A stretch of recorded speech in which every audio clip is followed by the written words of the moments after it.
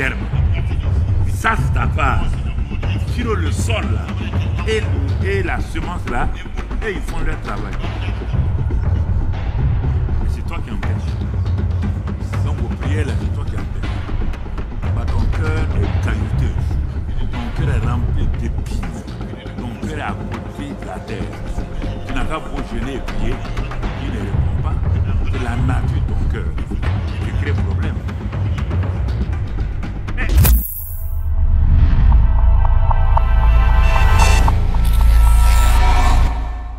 Amener à aller en eau profonde et à passer à l'autre bord. Que toute la gloire soit à toi. Dans le précieux nom de Jésus que nous t'avons prié. Que le peuple de Dieu dit Amen.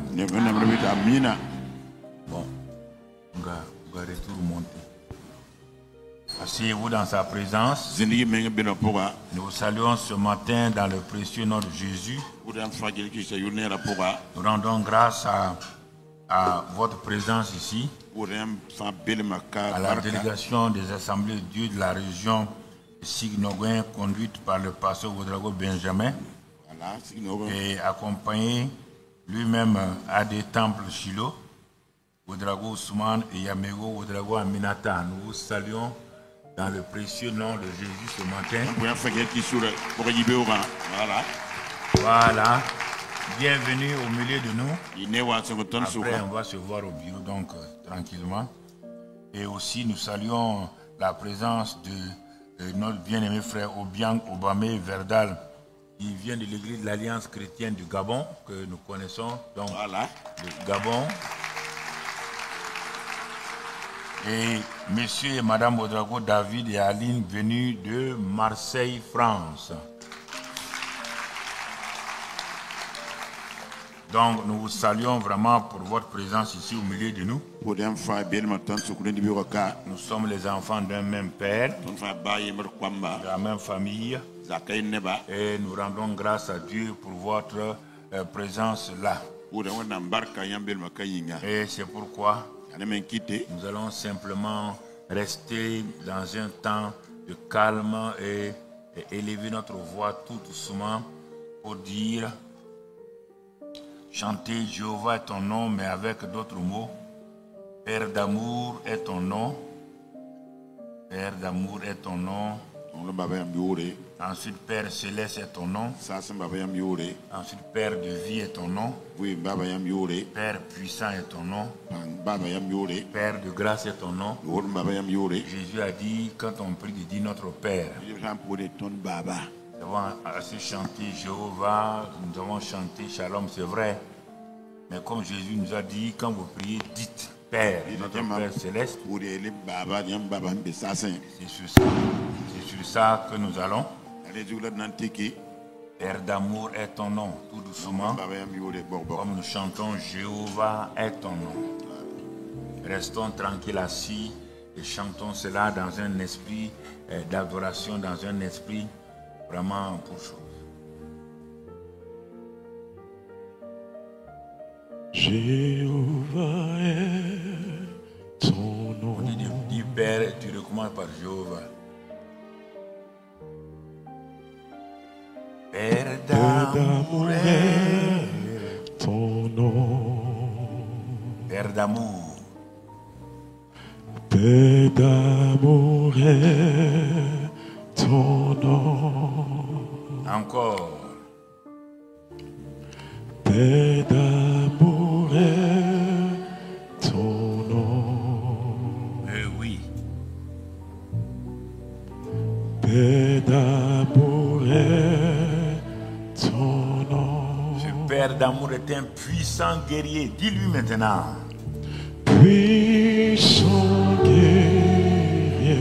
Il est fort dans tous les combats. Dans les combats. Père d'amour est ton nom. Père céleste est ton nom. Père céleste est ton nom. Il aime entendre ça, il aime entendre. Père céleste est ton nom. Encore.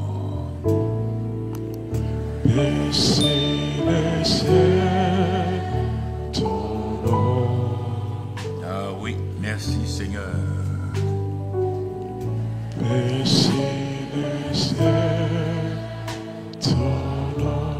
Il est le puissant guerrier.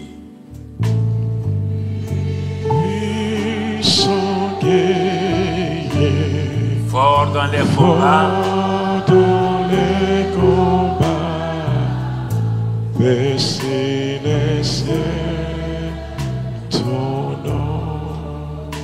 Père de vie est ton nom.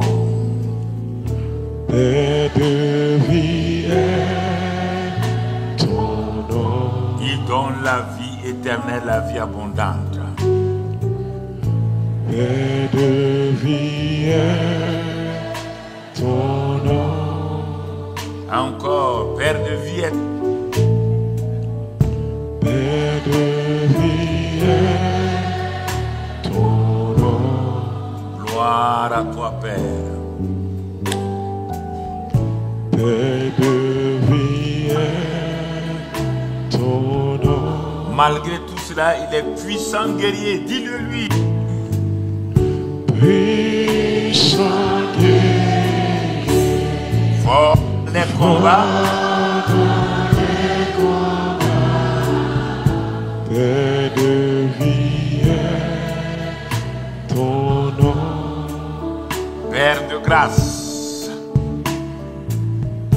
Père de grâce est ton nom. La grâce surabonde. Père de grâce est ton nom.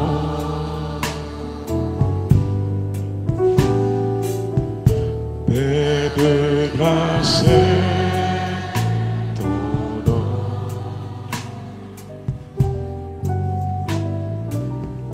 Père de grâce est ton nom. Père de grâce encore. Père de grâce est ton nom.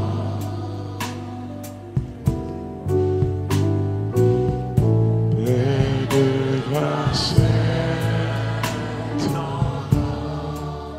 Puissant guerrier. Puissant guerrier, fort dans les combats. Père de grâce est ton nom. Puissant guerrier. Puissant guerrier, fort dans les combats.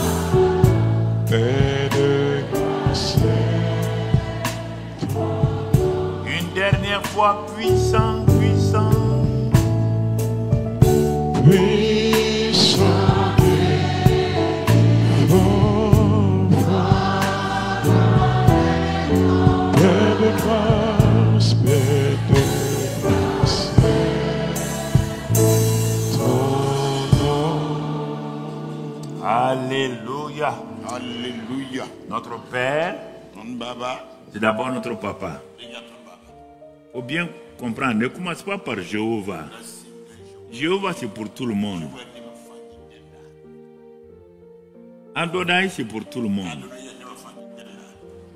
Le président de la République, c'est tout le monde. Et quand tu dis Papa, tout ce qu'il est là est à toi. Mais quand tu dis Monsieur le Président, Monsieur le Président, c'est fini. Tu peux rentrer chez lui. Tu peux rentrer dans sa maison. Hein? Est-ce que le garde-corps peut rentrer? Hein? Mais quand tu dis papa là, même sous son lit là, tu rentres. Oui ou non? C'est pourquoi les gens ont dit à Jésus, apprends-nous à prier. Il dit, si tu dis El Shaddai, tu restes au dehors. Tu vas croiser tes bras à sa porte là. Tu vas dire El Shaddai, je suis là. oui, mais il faut faire pardon. Oh. Tu es le Dieu Tout-Puissant. Oh. Gloire à Dieu.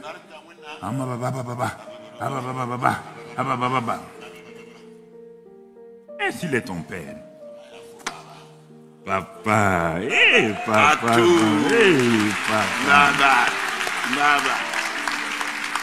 Quand tu es fatigué, gêné, prier avec un Dieu lointain. Un Dieu lointain comme ça. Qu'il est au ciel. Qu'il est au ciel. Tu as un problème? On dit qu'il habite en toi. Non, tu ne crois pas ça. Il est au ciel.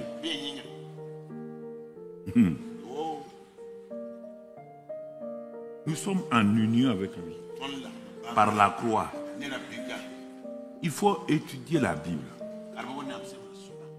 C'est que beaucoup de gens ont pris le christianisme comme une solution à leurs problèmes. Le christianisme n'est pas une religion à tes problèmes. Dieu s'en fout de ça. Dieu n'a pas créé le christianisme pour te satisfaire à toi, parce que tu veux voiture, tu veux une maison. Jésus est venu du ciel. C'est dépouillé de sa nature divine.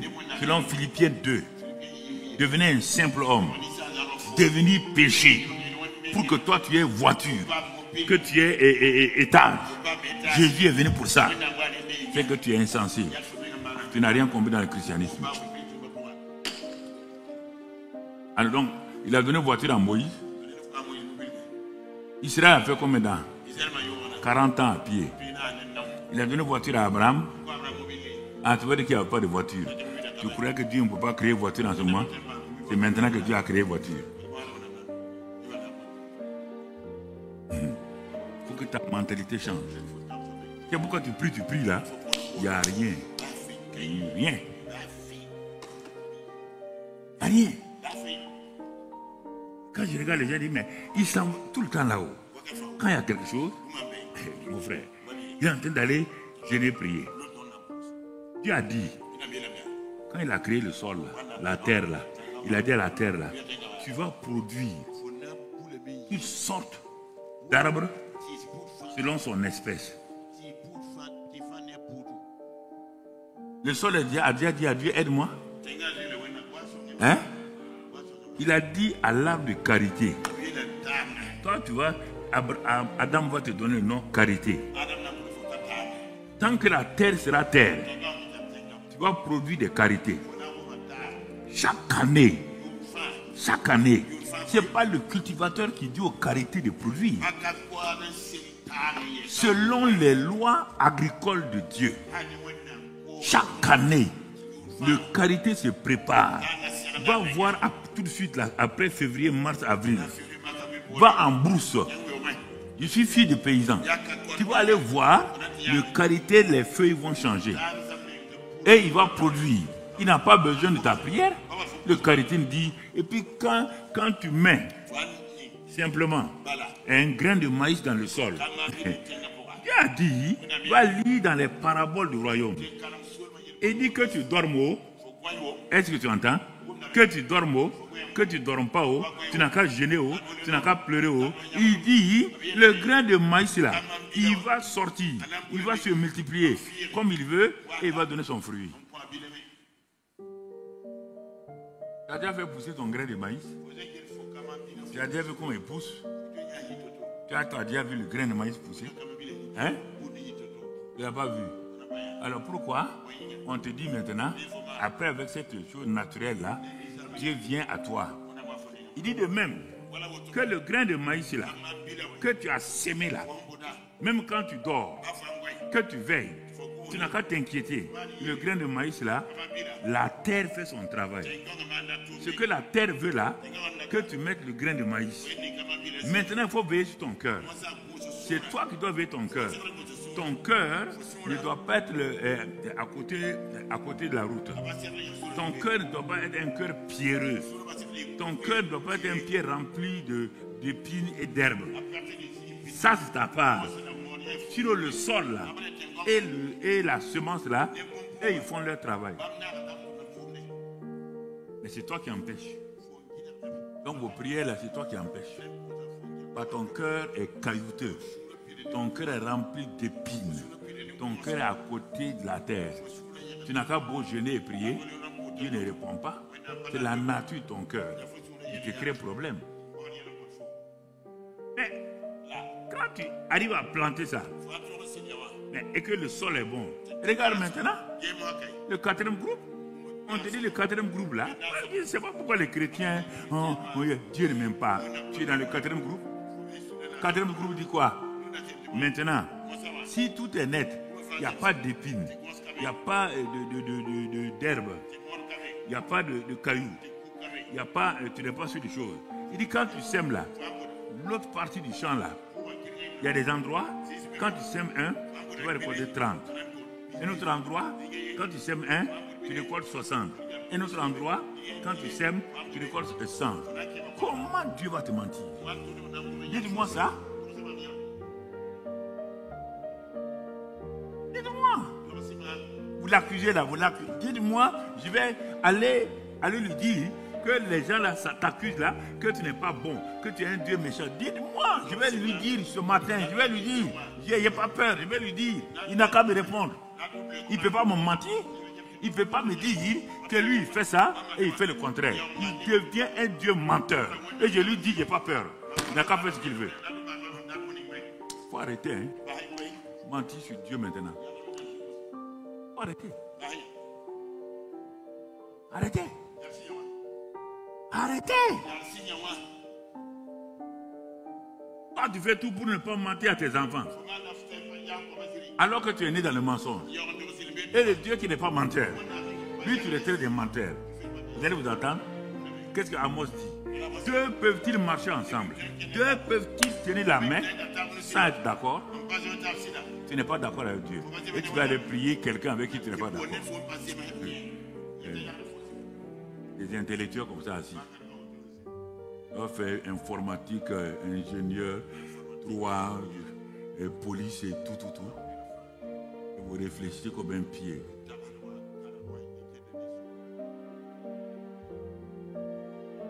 Réfléchissez comme ça. Comme quelqu'un même qui n'a même pas été...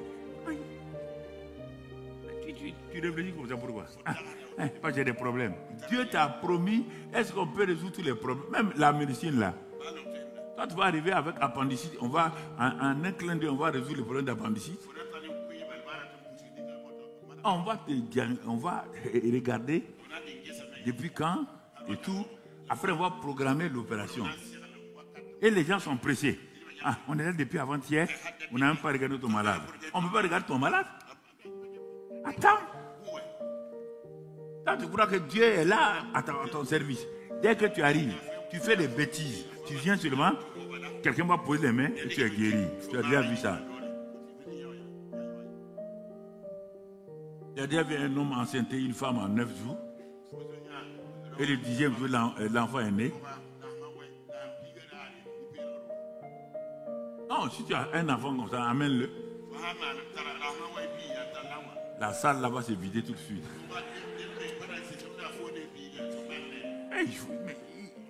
Regardez la Bible. S'il vous plaît, regardez la Bible là. Pourquoi vous voulez rendre Dieu magicien?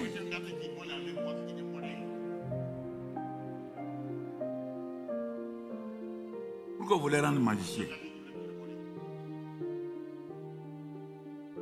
Pourquoi vous voulez que quand vous vous mariez là, que votre mariage là ait le succès en 1 mois, 2 mois?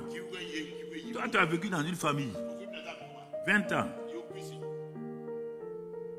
dans le rejet, dans la violence, dans des problèmes de mensonges. Peut-être le père là, était alcoolique. Ça, c'est la fille. L'autre, le garçon, a vécu dans sa maison avec toutes sortes de problèmes. Le père là, c'était un escroc. Et l'enfant a grandi dans ça.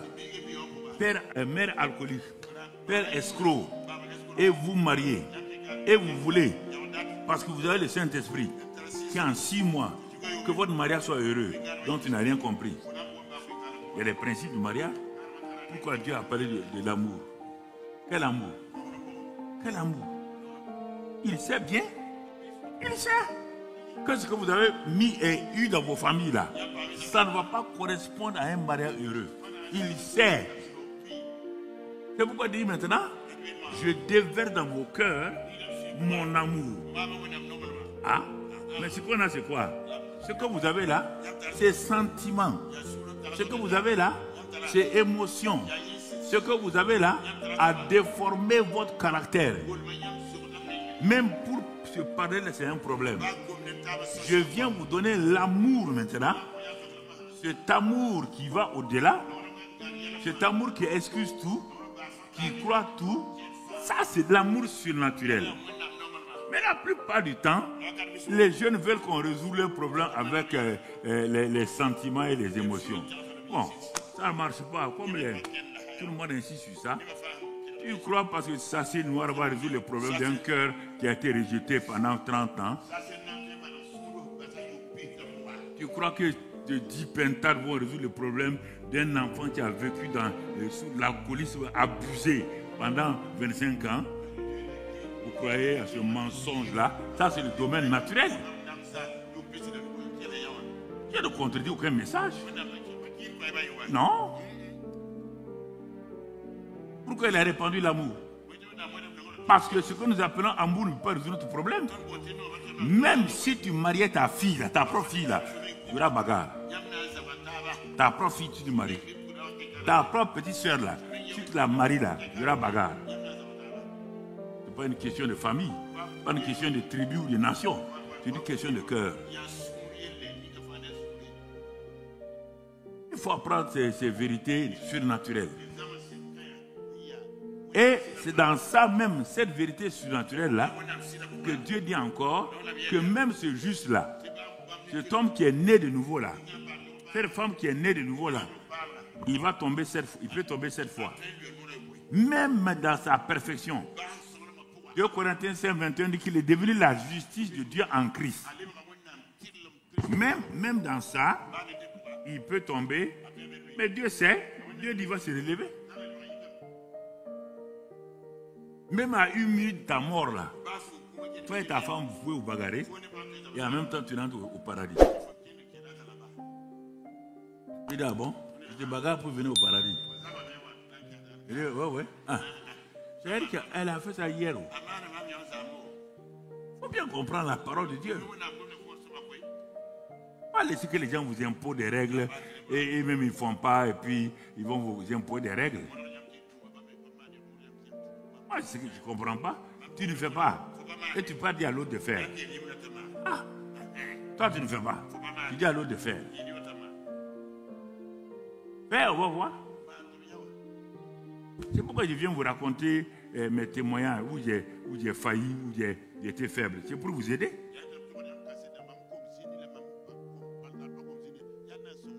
Je ne viens pas vous présenter un homme parfait. Je viens vous présenter. Paul dit non. Il y a ça, il y a ça, il y a ça, il y a ça. Pourquoi Dieu a exposé tous les problèmes d'Abraham? Est-ce que Dieu a caché? Est-ce que Dieu a... pourquoi il a exposé les problèmes de Moïse? Est-ce que Dieu a caché? Pourquoi Dieu a posé les problèmes d'Élisée? La dépression d'Élie. Pourquoi Dieu a exposé ça, la dépression d'Élie? Pourquoi vous voulez cacher? Pourquoi vous voulez cacher? Dites à Dieu, ici là je suis faible. Dieu dit bon ok, si tu reconnais que tu es faible, dis que le faible dit je suis fort. C'est fini. Dis que je suis fort. C'est ça qui vous donne la force.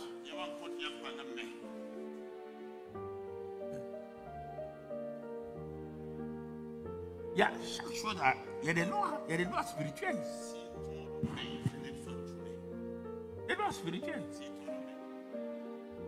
Il y a le salut, il y a la prospérité, il y a la guérison, il y a toutes ces choses-là. C'est ça que je vais donner dans l'école de ministère et tout.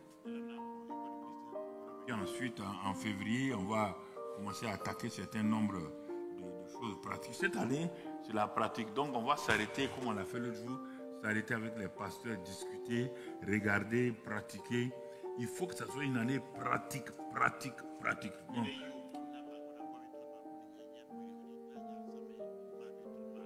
On ne peut pas résoudre les problèmes par l'imposition des mains. L'imposition des mains, c'est de communiquer à quelqu'un la capacité, une onction, une impartation pour aller faire le ministère.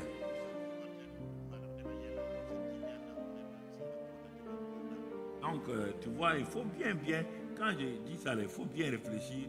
Ne crois pas. Bon, de toute manière, qu'on veuille pas, on est en train d'aller vers l'éternité. C'est ça que je ris des gens. Ah oui, on est fatigué, on a trop de problèmes au service. Et des problèmes au service, il n'y a pas de problème. Ne viens pas à l'église. Va résoudre les problèmes au service. Ce n'est pas important là, va résoudre.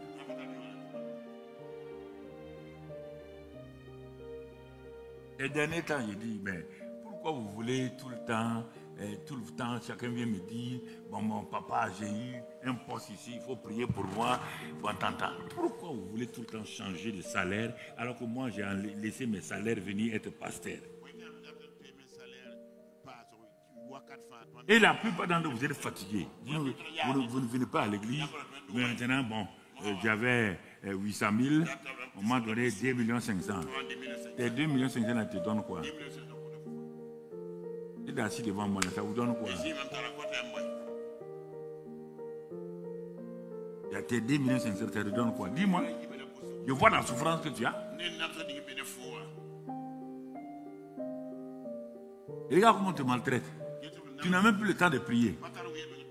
Tu n'as plus le temps de crier à Dieu. Et ta vie est en train de rétrograder. Regarde comment ta femme, tes enfants souffrent. Je parle des hommes ici. Tu pries plus? Et Satan est en train de voler la substance de ta vie. Il y a trop de problèmes dans les assemblées, dans les églises. Les gens cherchent l'argent. Ou des positions. Ah, mais si on me nomme directeur général, et après, tu n'as pas vu dans la ville là, les anciens directeurs généraux? Ils ne sont pas nombreux. Tu n'as pas vu des anciens ministres? Tu ne vois pas des anciens présidents? Tu ne vois pas des anciens premiers ministres?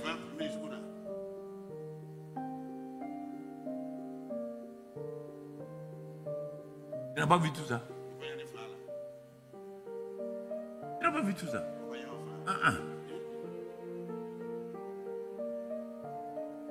J'ai dit, comme je l'ai dit au pasteur, j'ai dit, homme de Dieu, il dit, vous savez, vous inquiétez pour beaucoup de choses. Vêtements, nourriture, eau, habillement. Si vous inquiétez pour vos problèmes domestiques, vous inquiétez. Mais il dit, oh, votre inquiétude là, depuis que vous inquiétez là, quelqu'un a-t-il pu ajouter une coudée à la durée de sa vie? L'inquiétude ne va pas augmenter la durée de ta vie. Hein? Là où tu vas là, l'inquiétude ne peut pas arrêter. Et pour nous encourager, il dit que lui, il sait. Lui, Dieu, il sait ce dont nous avons besoin. C'est écrit dans Matthieu 6. Quand j'ai lu il y a plusieurs années, j'ai arrêté de m'inquiéter. Puisque Dieu sait que j'en ai besoin. Comme moi, je sais que mes enfants ont besoin d'aller à l'école. Je sais que mes enfants ont besoin d'habillement. Quand j'étais petit, ce n'est pas les enfants de me dire, c'est moi le père. Je suis un père responsable. Je sais qu'ils auront besoin. Mon frère, ma soeur, qu'est-ce que je fais? Dieu me répond de l'autre côté.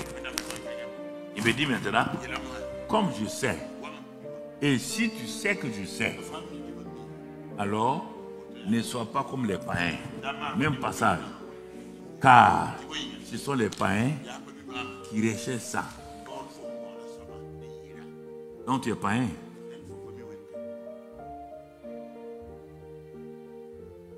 Pas dit. Alors, regarde. Je vais terminer mon introduction avant de commencer le message.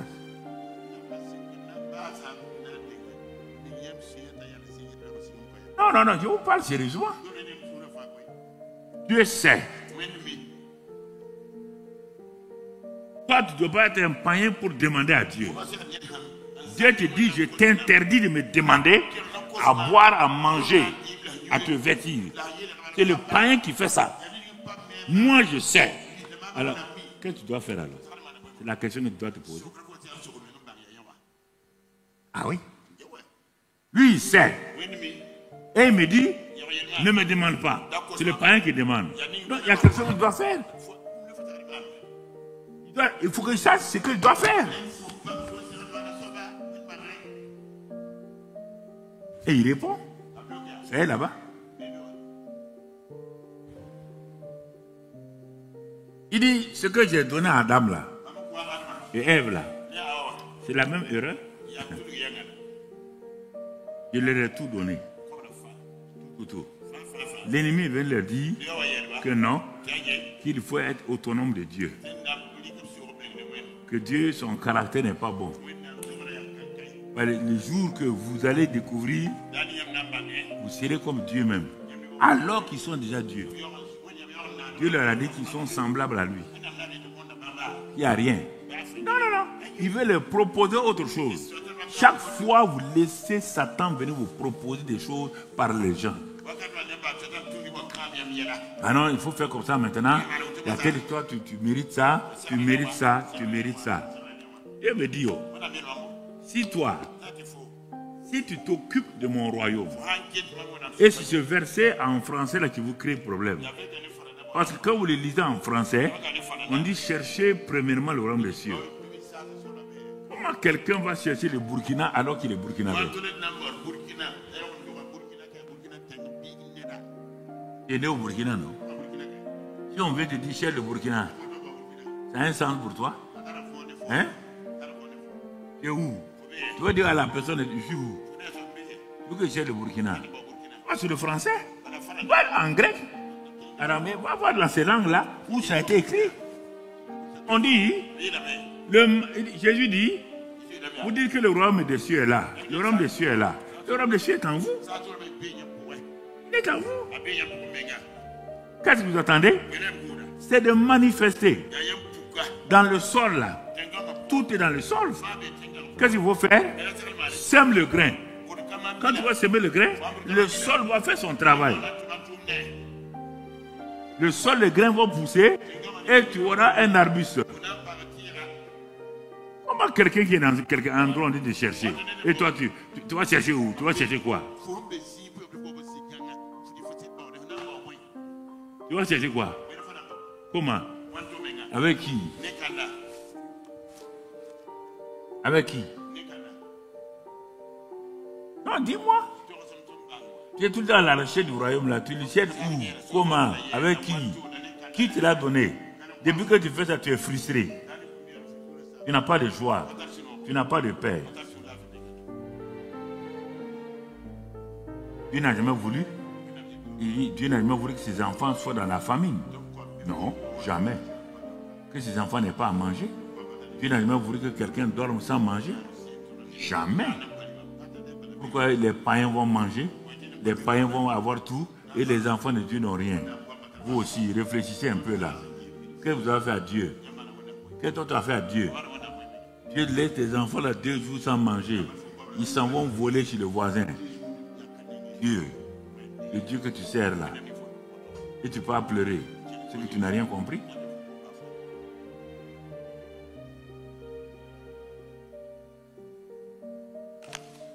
Il faut réfléchir à la parole de Dieu. Et si tu ne lis pas la parole de Dieu, bon, en ce moment-là, il y a des problèmes.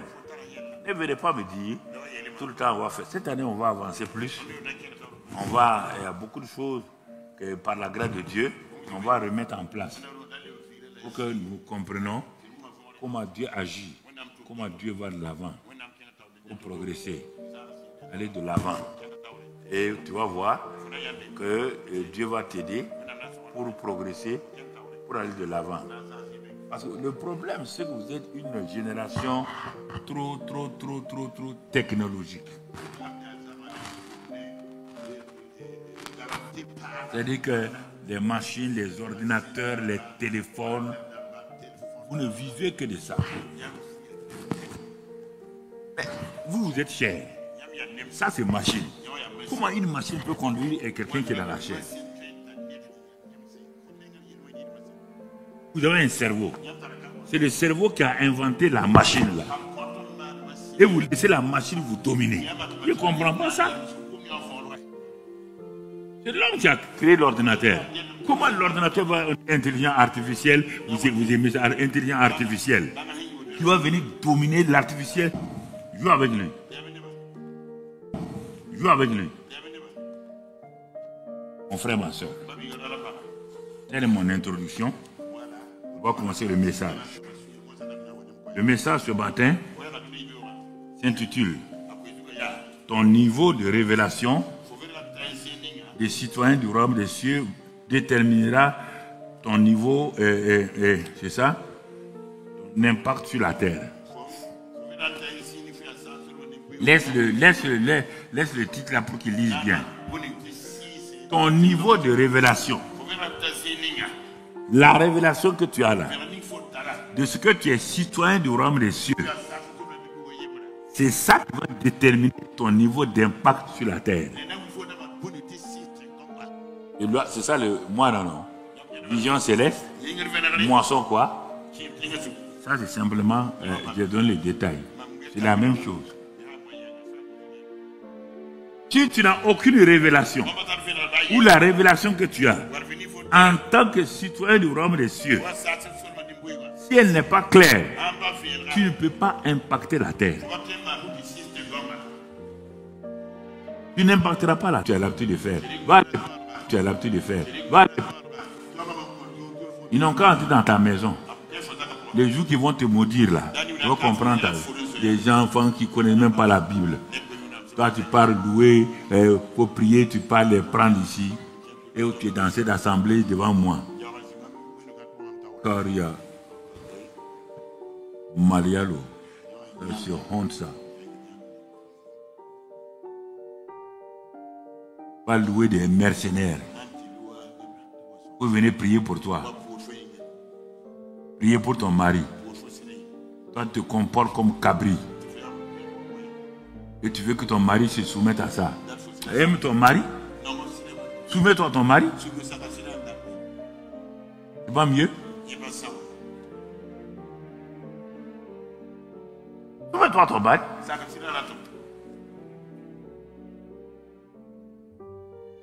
Voilà les vrais problèmes. Dieu dit à Job. Voilà, moi j'étais protégé. Tu vois là, j'étais protégé. Depuis le début là, j'ai dit à tout le monde que tu es un bon type. J'ai dit à tout le monde, est-ce qu'on peut ouvrir mon retour, s'il vous plaît? Donc, j'ai dit à tout le monde que tu es un bon type. Et j'ai fait une réunion au ciel. En ce temps, il n'y a pas le sang de Jésus. Va lire dans Job. J'ai convoqué tous mes anges là, grande réunion. Et j'ai permis que tu viennes à cette réunion. Merci, c'est bon. Tu es venu. Quand tu es venu là-haut, est-ce que je me suis adressé à Gabriel? Est-ce que je me suis adressé à Michel? Satan dit non. Je me suis adressé à qui? À toi. Et qu'est-ce que je t'ai dit? D'où viens-tu? Tu m'as répondu que tu viens de la terre. Je t'ai dit, as-tu vu mon serviteur Job? Regarde comment Dieu est. Tu as vu mon serviteur Job? Satan dit oui, je l'ai vu. Il dit, tu as vu comment il est? Il est intègre. Il marche droit. Il fait ça. Il fait ça. Il tient bien sa famille. Il sait tout ça là. Ah, Satan. Et il est arrogant. Et il dit, ah bon, c'est ça que tu... toi, tu veux me flatter? C'est ça que tu connais de Job? Si c'est que moi je connais de Job là, si moi je connais ça là, toi tu connais mieux. Il dit, ah bon? Qu'est-ce que Job a? Il dit, attends-moi.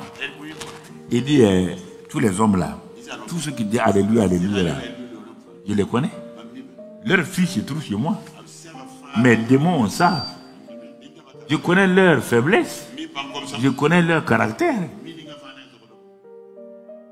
Il dit, touche-le seulement.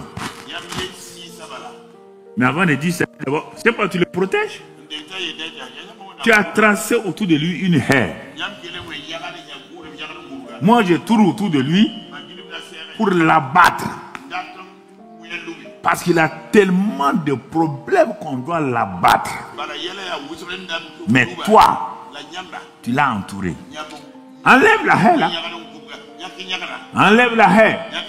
Tu vas voir, il va te maudire face à face. Secret. Tu ne vois pas ta vie un peu là-bas? Tu ne vois pas ta vie? Secret. Il dit, ah bon? Mais Dieu est au courant. Tout le monde est au courant. Mais Dieu voulait protéger son serviteur. Il dit, bon, Satan dit, ok. Si tu ne crois pas, laisse-moi. Je vais l'attaquer.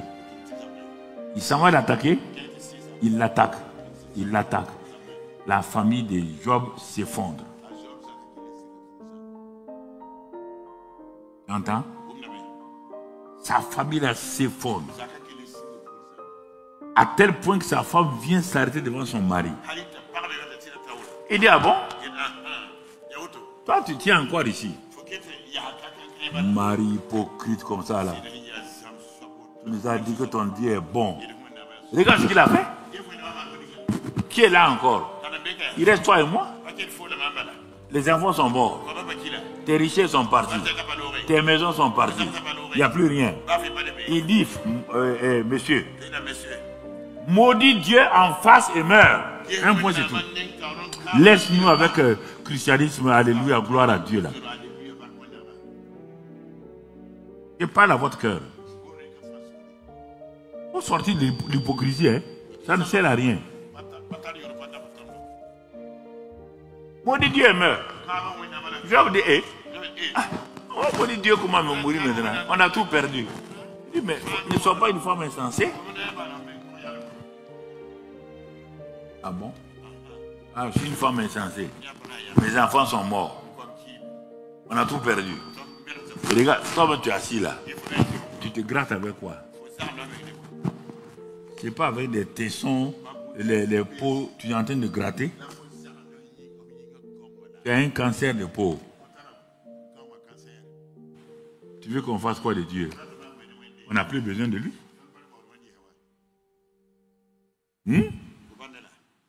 Job s'assoit. Le dernier rempart sa femme. Et sa femme même dit de maudire Dieu et mourir. On va voir quelque chose avec Job. Quelque chose avec Job. On va voir quoi? Tout change en Job.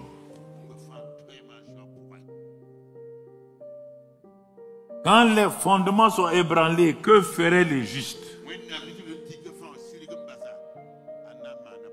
Job change de langage. Son dernier rempart, sa femme. Elle est découragée. Alors Job, ses amis viennent pour causer avec lui. Il commence à parler. Ses amis remis la tête. Ah non, c'est pas Job? Ah non, c'est pas Job. Il dit, asseyez-vous. Ils se sont assis. Il dit, bon, je ne vais pas maudire Dieu, mais je vais parler de mes parents. Il dit, la nuit où mon père est allé avec ma mère pour que moi je sois conçu, que cette nuit-là soit maudite. Il vient de maudire son père et sa mère.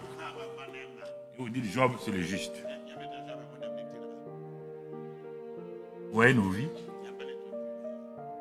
Il y a des choses, des enseignements qu'il faut avoir. Il continue. Il arrive à un moment donné, il dit, bon, j'ai compris. C'est ce que je craignais là. Ah bon? Job, tu craignais quoi? Ah bon? Quand Dieu te vantait là, toi tu craignais quoi? Tu avais peur de quoi? J'avais peur qu'un jour, mes richesses partent, mes enfants meurent, je perds tout. Et c'est ce qui m'est arrivé. Deux choses. La Bible dit, dans Proverbe 23, 7, tes pensées. Dans Proverbe 18, tes paroles. C'est ça qui ruine les gens. C'est pas Satan.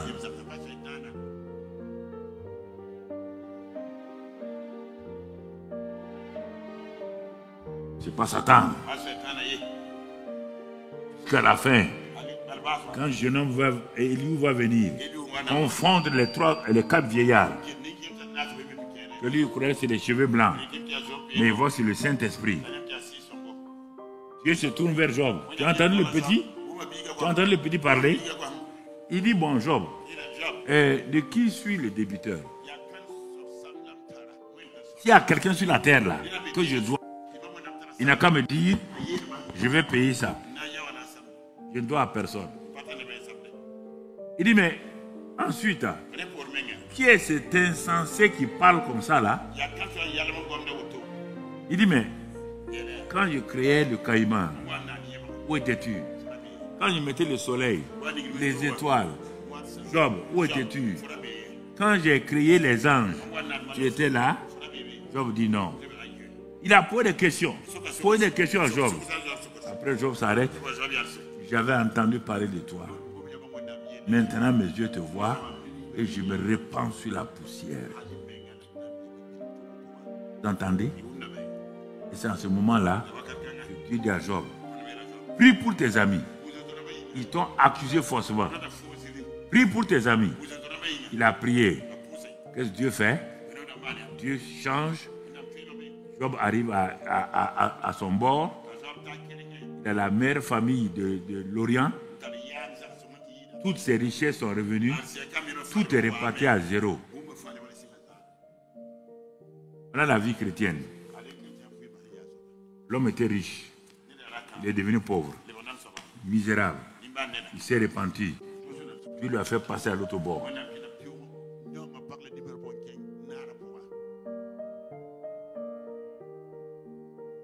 Tu as vu, non?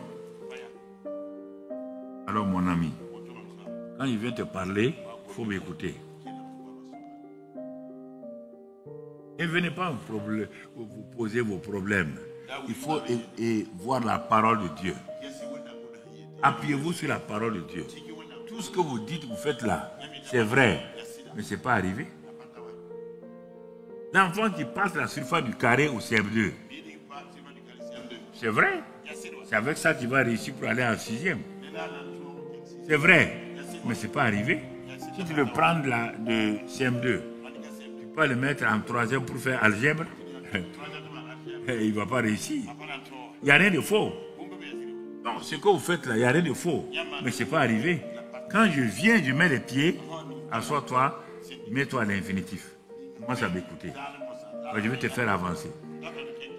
Je sais où tu n'es pas arrivé à ton niveau, je vais te faire avancer. Sois humble. Ne dis pas l'autre a dit comme ça. Je m'en fous de l'autre. Dieu m'a placé au Burkina. Dieu n'a pas placé quelqu'un ni ou à Koulmé. Dieu n'a pas. Si Dieu voulait les placer, il allait les placer là. Et il me respecte aussi. Il n'a pas placé Maurice Serlo ici. Il n'a pas placé Dag ici. Il n'a pas placé. Il a placé Mamadou Philippe Karamba. Tu entends? Voilà. Chacun a son territoire. Le président du Burkina s'appelle Maktur Djumbrana. Hein? Il s'appelle qui? Dis son nom là. Alors, pourquoi tu ne veux pas dire son nom? Il s'appelle Ibrahim Traoré. Ou bien, tu n'es pas content de ça? Tu n'es pas content de ça? Réponds-moi.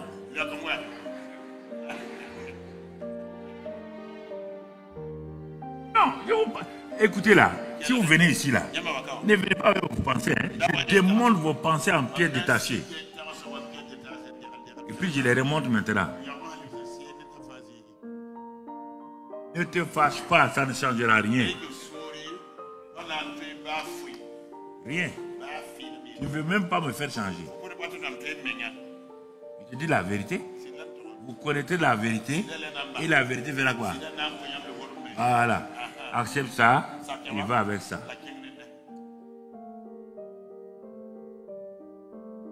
Alors, toi tu veux impacter la terre. Vous êtes nombreux ici. Il y a des politiciens, il y a des intellectuels, il y a des hommes d'affaires, des femmes d'affaires, il y a des militaires, et il y a toutes sortes de gens dans cette assemblée. Et des gens bien, des professeurs, tous ils sont là. L'assemblée est remplie de cadres. Il n'y a pas une assemblée dans l'Afrique de l'Ouest là qui a autant de cadres comme ici. Non, non, je voyage. Mais c'est pas ça qui est important. C'est pas ça. Non. Tu dois impacter. Mais tu dois impacter à partir de quoi? Que ta volonté qui est faite au ciel là soit faite sur la terre. En amenant ton règne. Ah bon? Dieu a un règne.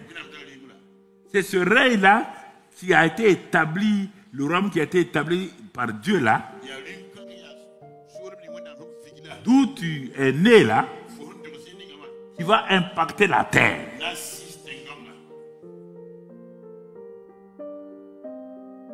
La terre n'impacte pas la terre. Non, c'est pourquoi la terre est troublée. C'est pourquoi il y a des troubles sur la terre. La terre n'impacte pas la terre. La terre est impactée par le règne de Dieu, par la volonté de Dieu. Romains 14, 17 nous dit quoi? Le règne de Dieu c'est quoi? On prend quelques éléments seulement. Romains 14, verset 17. Car le royaume de Dieu, ce n'est pas le manger et le boire. C'est quoi? Justice, la paix et la joie par le Saint-Esprit. Bon, regarde. Ah, le royaume de Dieu. Ce n'est pas le manger et le boire. Tu parles encore? Manger et boire, c'est des choses, comme on a dit là, il connaît. Il dit, ton manger, ton boire, il sait. C'est pas ça. C'est quoi alors? La justification, la paix de Dieu et la joie par le Saint-Esprit. Voilà. Trois éléments. C'est pas exhaustif là, c'est pas complet. Il a cité trois choses principales. Là où il y a la justice, il y aura la paix. Là où il y a la paix, il y a la joie. Dans ta propre vie, dans ta famille, dans ton quartier, dans ta ville, dans ton pays. S'il y a ces trois éléments-là, justice, paix et joie, pas par les hommes, hein, pas par la démocratie. Hein. Non, démocratie ne doit pas ça. Il n'y a aucun pays qui a ça là, démocratiquement. Ce sont des petits menteurs. Par le Saint-Esprit. Par le Saint-Esprit. 1 Corinthiens 4, verset 20. 1 Corinthiens 4, non. Alors au verset 18. 18. Qu'est-ce qu'il est dit là-bas? 1 Corinthiens 4, 18. Quelques-uns se sont enflés d'orgueil. J'aime le langage de Paul. Quand Paul parle de mer, il raconte des histoires, lui, là. Il est converti il n'y a pas longtemps. Et puis il a tué beaucoup de chrétiens. Paul dit, quelques-uns se sont enflés d'orgueil. Comme si je ne devais pas aller chez vous. Comme je ne devais pas aller chez vous. Mon ami, si tu faisais couler les versets, ce serait mieux pour toi. Mais j'irai bientôt chez vous. Si c'est la volonté du Seigneur. Et je connaîtrai non les paroles que vous dites là. Mais je vais connaître la puissance. C'est ça qui est l'évangile. Pas parler derrière les gens. Pas critiquer les gens derrière.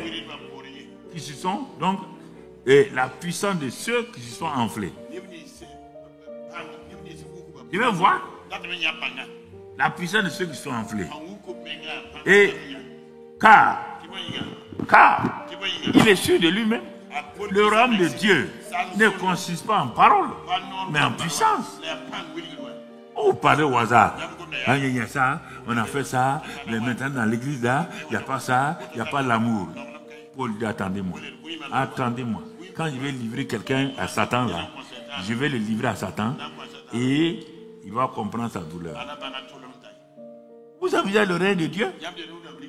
Toi, tu veux t'amuser avec le Burkina Faso? Tu vas faire la pareille au Burkina Faso, tu vas savoir où tu vas aller. Et toi, tu veux vivre avec le règne de Dieu, le royaume de Dieu. Ça ne va pas chez toi? Chaque royaume a ses règles. Chaque royaume a ses règles. Paul dit, ah bon, je suis ici pour diriger. Dieu m'a établi. Et quand je vous parle, vous ne voulez pas. C'est comme si les lois qu'on votait à la LT là, et 2 ou 3 des citoyens ne veulent pas ça. Non. Nous, on est comme ça. Nous, on est partis politiques. Il a été dit où c'est là. On est ici ou c'est là. Non. Ok. Il ne faut pas obéir. Tu verras où tu vas aller. La même chose ici. Au Gabon, je suis ambassadeur. J'ai été établi par Dieu.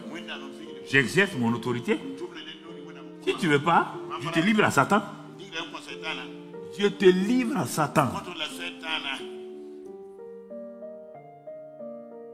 Pas jouer. On n'est pas là pour s'amuser.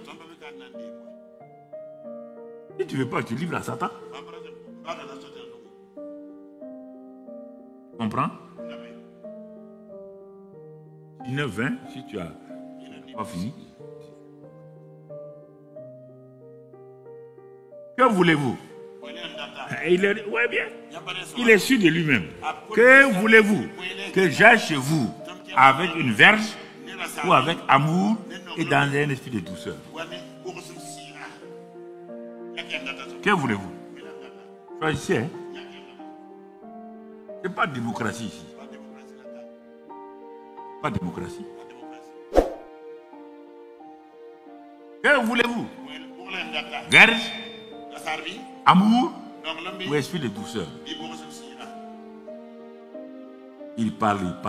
Je parle. Je ne suis pas ton serviteur. Tu ne m'as pas établi. Tu viens du ciel, tu viens du ciel. Si tu ne connais pas ce que tu dois faire, ça te regarde. Moi, je sais ce que je dois faire. Je dois aller rendre compte. Tu ne dois pas m'influencer. Je vais aller faire un mauvais compte rendu. Ce sera trop tard pour moi. Et pour terminer, les deux choses, qu'est-ce que la Bible nous dit? Mon frère, il dit, donc, ça je crois que c'est bon. Maintenant, on parle ta révélation du royaume des cieux. C'est ça qui va déterminer, mon frère, la manifestation, la domination. C'est pourquoi Dieu dit à Job, si tu connaissais les lois du ciel, si tu avais découvert les lois du ciel, ton règne là, par la volonté de Dieu là, sera facile sur la terre.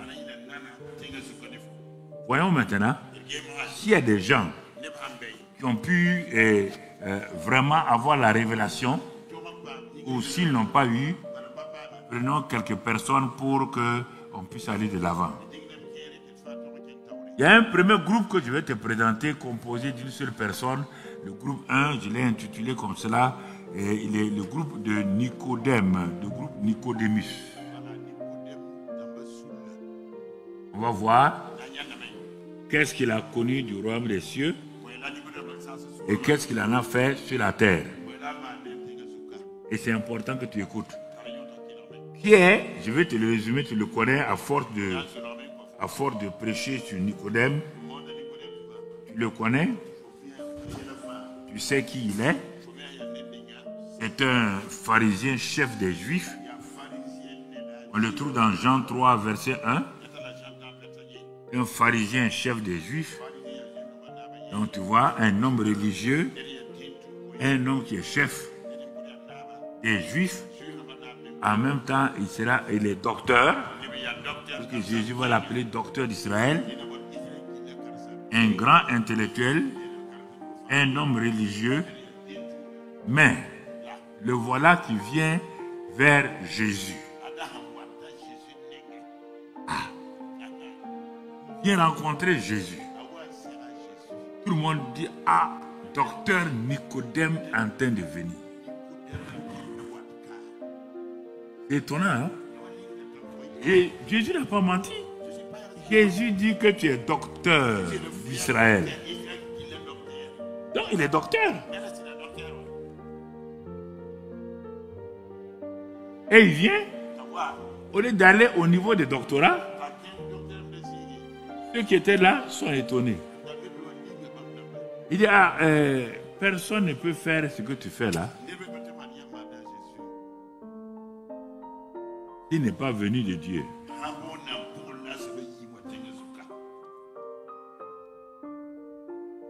Et si Dieu n'est pas avec lui? Ah bon? Nicodème, ton doctorat là, t'as donné simplement de savoir que ce que je fais là, c'est parce que Dieu est avec moi. Je ne suis pas Dieu incarné. Je ne suis pas le fils de Dieu. En tout cas, on dit en tout cas, comme Dieu a travaillé avec Moïse comme ça là, comme Dieu a travaillé avec les Élie, maintenant Dieu travaille avec toi. Donc, dis le vrai mot. Tu as peur de dire le mot. Donc, tu dois dire peut-être qu'il doit être prophète. Mais tu as peur de dire. Ah. Oui? Tu as peur. C'est ce que tu veux dire. Dieu était avec les prophètes. Et si Dieu est avec moi pour ce que je fais, mais si tu ne sais pas ce que je suis, comment on va aller? Est-ce que tu sais ce qu'il est? Donc, ça c'est le premier groupe. Comment un homme comme ça va manifester le règne de Dieu sur la terre si déjà le Dieu incarné qui est là, il ne le reconnaît pas tel qu'il est.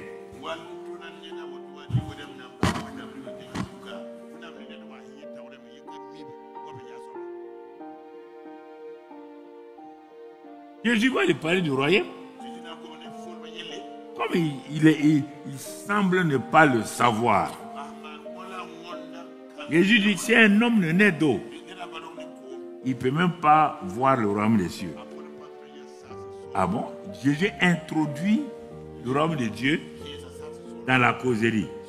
Il veut attirer l'attention de Nicodème. C'était un docteur ignorant. Un docteur ignorant. Il n'a pas la révélation. Ah. Il ne peut pas voir le royaume de Dieu. Regardez la suite. Au mieux de laisser sur les versets là. Nicodème lui dit, comment un homme peut-il naître quand il est vieux?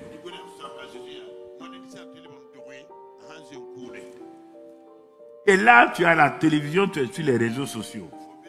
Tu nous suis régulièrement. Et tu poses une question comme ça. Alors quand on va prier, quand toi tu viens, ou bien tu suis la télévision, quand il va commencer à prier pour les gens, quand il va nous donner une parole, quand il t'entend, quand il y a ça, quand il y a ça, je ne donne pas. C'est pas moi qui fabrique les paroles. Pas un fabricant de paroles. Quand il est vieux, peut-il rentrer dans le sein de sa mère et naître? Il a dit des vrais mots, mais il ne comprend pas. Renaître. Ah. Jésus le regarde. Il dit, hein? Le docteur d'Israël, il ne sait pas qu'est-ce que la nouvelle naissance dans le royaume des cieux.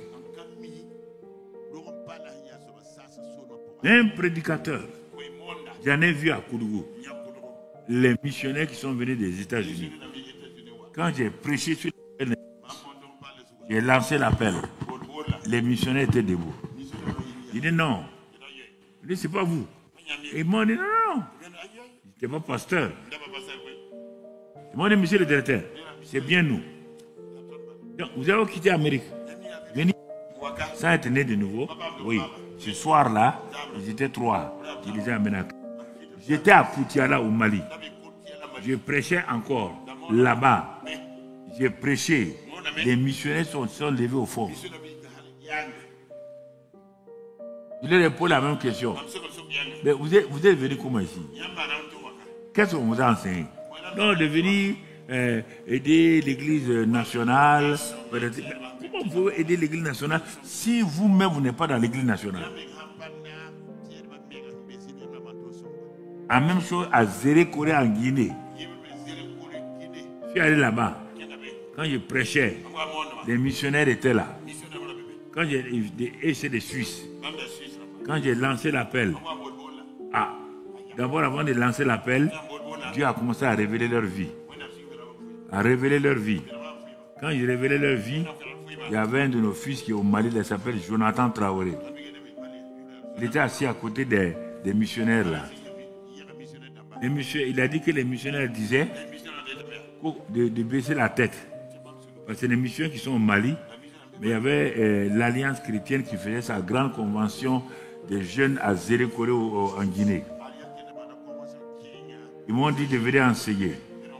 Et comme ils parlent Bambara, les missionnaires ont baissé la tête. Et puis ils disaient en Yula, t'entendais. Et quand ils disaient, qui est ne bika secret before. Il va dire tout est secret. Hein? Il est comme ça, il n'a pas pitié des gens. Effectivement, quand on a fini, la même nuit là, moi je devais prendre le lendemain l'avion pour revenir. Il y a une rivière. Avant d'arriver au petit aérodrome là, je les ai tous baptisés dans la rivière là. Tous les missionnaires. Ils m'ont dit qu'ils ne bougent pas, hein, que je les baptise. Donc ça veut dire quoi? Tu es ici là, tu cherches quoi? Tu cherches un enfant, c'est pas mauvais. Tu cherches un mari, c'est pas mauvais. Il te pose la question. Si un homme n'est pas de nouveau, il ne peut pas voir le royaume des cieux. Es-tu né de nouveau?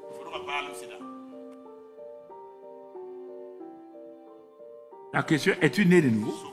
Oui, oui. Quand ma tante partait à l'église là, quand j'étais petite là, ma tante m'a amené. Tu n'es pas né de nouveau. Je ne vais pas dire la ville, mais ceux qui savent, ils savent déjà. Une fois, quand j'étais là-bas, dans une grande église, les pasteurs sont venus à Ouagadougou pour une grande réunion. Et le vieux pasteur là m'a dit, bon, comme toi tu ne pars pas à cette réunion, c'était le 1er au 2 janvier. Il dit, bon, viens faire le culte là. Après, je suis allé, ils sont revenus. Les diacres étaient là. J'ai dit à Gilbert, il n'était pas pasteur, moi aussi je n'étais pas pasteur. On était des évangélistes. Bon, viens, on va prêcher. On a prêché. Il restait 10 minutes. Et le Saint-Esprit me dit, il faut lancer l'appel. Et j'ai dit, non, ce n'est pas évangélisation. Les anciens m'ont dit de venir entretenir l'église, de fortifier les gens. Mais la voix du Saint-Esprit me dit, lance l'appel. Il dit, je vais lancer quel appel? Ce n'est pas des pains. C'est la première fois que j'entends cette expression-là. Et j'ai gardé jusqu'à ce jour-là. Que tous ceux qui sont enfants de l'église, Et lui, il veut qu'il devienne enfant de Dieu. Il dit, ah bon? Enfant de l'église. Je n'ai jamais entendu ça. Enfant de Dieu. Le Saint-Esprit me dit de dire seulement. Mon frère, j'ai dit à Gilbert, il était là, il baissait la tête. Il dit à tout le monde, fermez les yeux. Tout le monde ferme.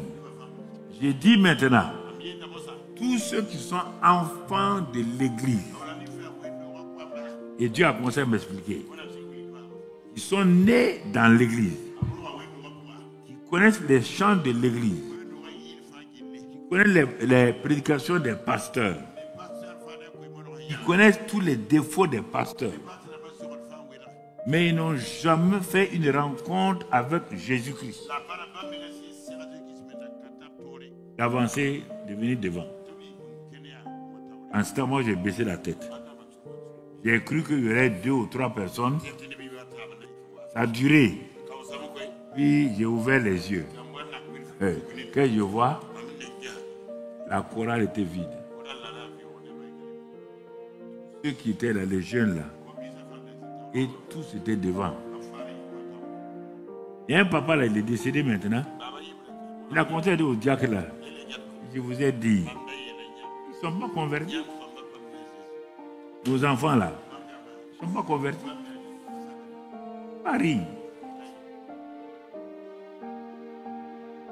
Il y a des mamans qui attrapaient leur tête, qui étaient fâchées contre moi. Mais il dit, c'est pas ma faute. Il m'a dit enfant de l'église. Il dit enfant de Dieu. Déjà, s'ils sont enfants de l'église, c'est bien. Il faut aller maintenant enfant de Dieu. Je les ai conduits à Christ. Certains sont pasteurs, d'autres sont en Ouagadougou aujourd'hui, tout autour. Il y a plein de gens comme ça, des pasteurs qui sont dans les dénominations. Ils ont été convertis par moi, un simple laïc. Certains même sont des responsables de dénomination. J'étais simple laïc. Mais j'avais la parole de la nouvelle naissance. La parole de la croix. C'est ça qui a fait les transformations. Donc tu comprends? Nicodème était comme ça.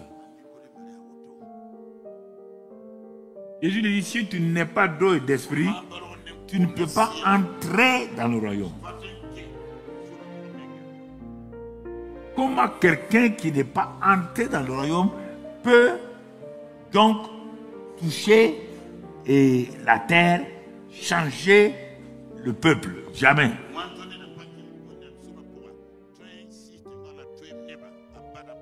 C'est pourquoi tu as peur chaque fois d'aller témoigner.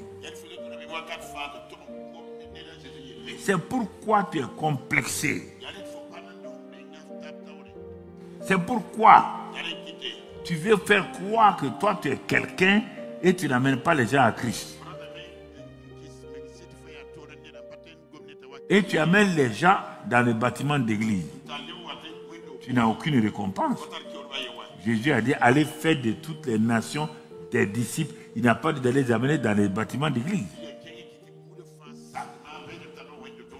Si tu amènes quelqu'un, si moi je le gagne, c'est écrit dans mon livre, ce n'est pas écrit pour toi. Hein? Ah non, ce n'est pas pour toi. Ce n'est pas toi qui les as amenés à Christ. Tu les as amenés dans les bâtiments d'église. Donc tu vois, c'est ainsi que Nicodème est parti. C'est à lui que Jésus a dit, il dit la phrase clé, Dieu a tant aimé le monde qu'il a donné son Fils unique afin que quiconque croit en lui, qu'il ait la vie éternelle, qu'il ne périsse point, qu'il ait la vie éternelle. Mais Nicodème n'a pas demandé ça. Jésus lui a dit simplement, ce qui est né de chair est chair, ce qui est né de l'esprit est esprit. Verset 6, il faut que vous naissiez de nouveau. Et si tu nais de nouveau, tu seras comme le vent. Il ne s'est pas arrêté, rien. C'est quand Jésus est mort, maintenant il a réalisé, il est parti avec Joseph d'Arimathée. Ils sont allés prendre le corps de Jésus pour aller l'enterrer. Ça, c'est le premier groupe. Donc, son niveau de révélation des citoyens du royaume des cieux était nul. absolument nul. Il ne pouvait pas affecter la terre. On l'appelait docteur Nicodème, mais il ne peut pas affecter la terre.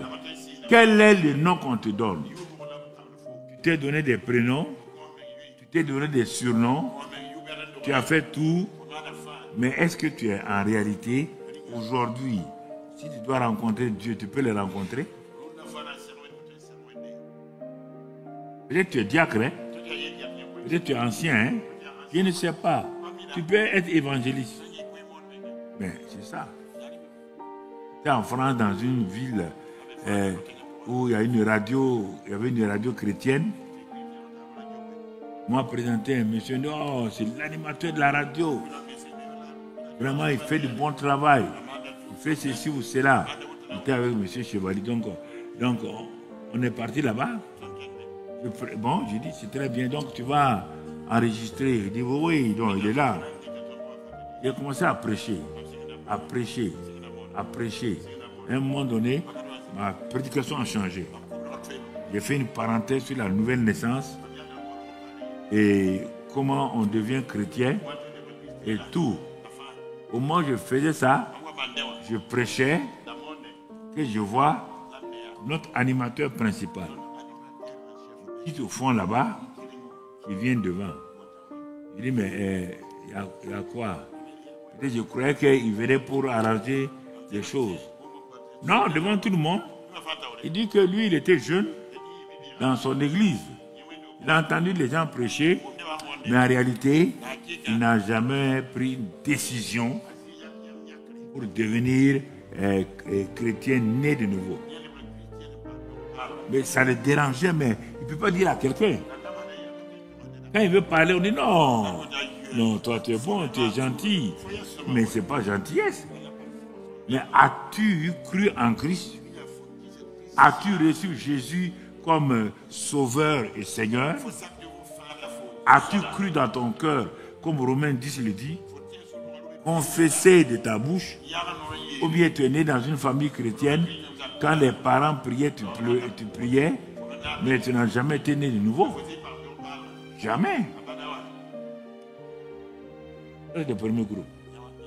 Alors, vous voulez, si l'assemblée des gens, des églises sont remplies de Nicodème, comment voulez-vous qu'ils soient des moissonneurs? Ils vont être moissonneurs comment? La question est là. Donc c'est pourquoi il faut voir tout ça, les jours venant, les mois venant. Et je crois que les responsables de l'église ici, de nos autres églises, sont en train de noter pour vérifier tout cela. Quelqu'un peut être PDG, mais encore pas un. C'est pourquoi vous priez, vous faites tous les caractères là, il ne peut pas changer parce qu'il n'est pas un, il n'est pas né de nouveau. Perdez votre temps.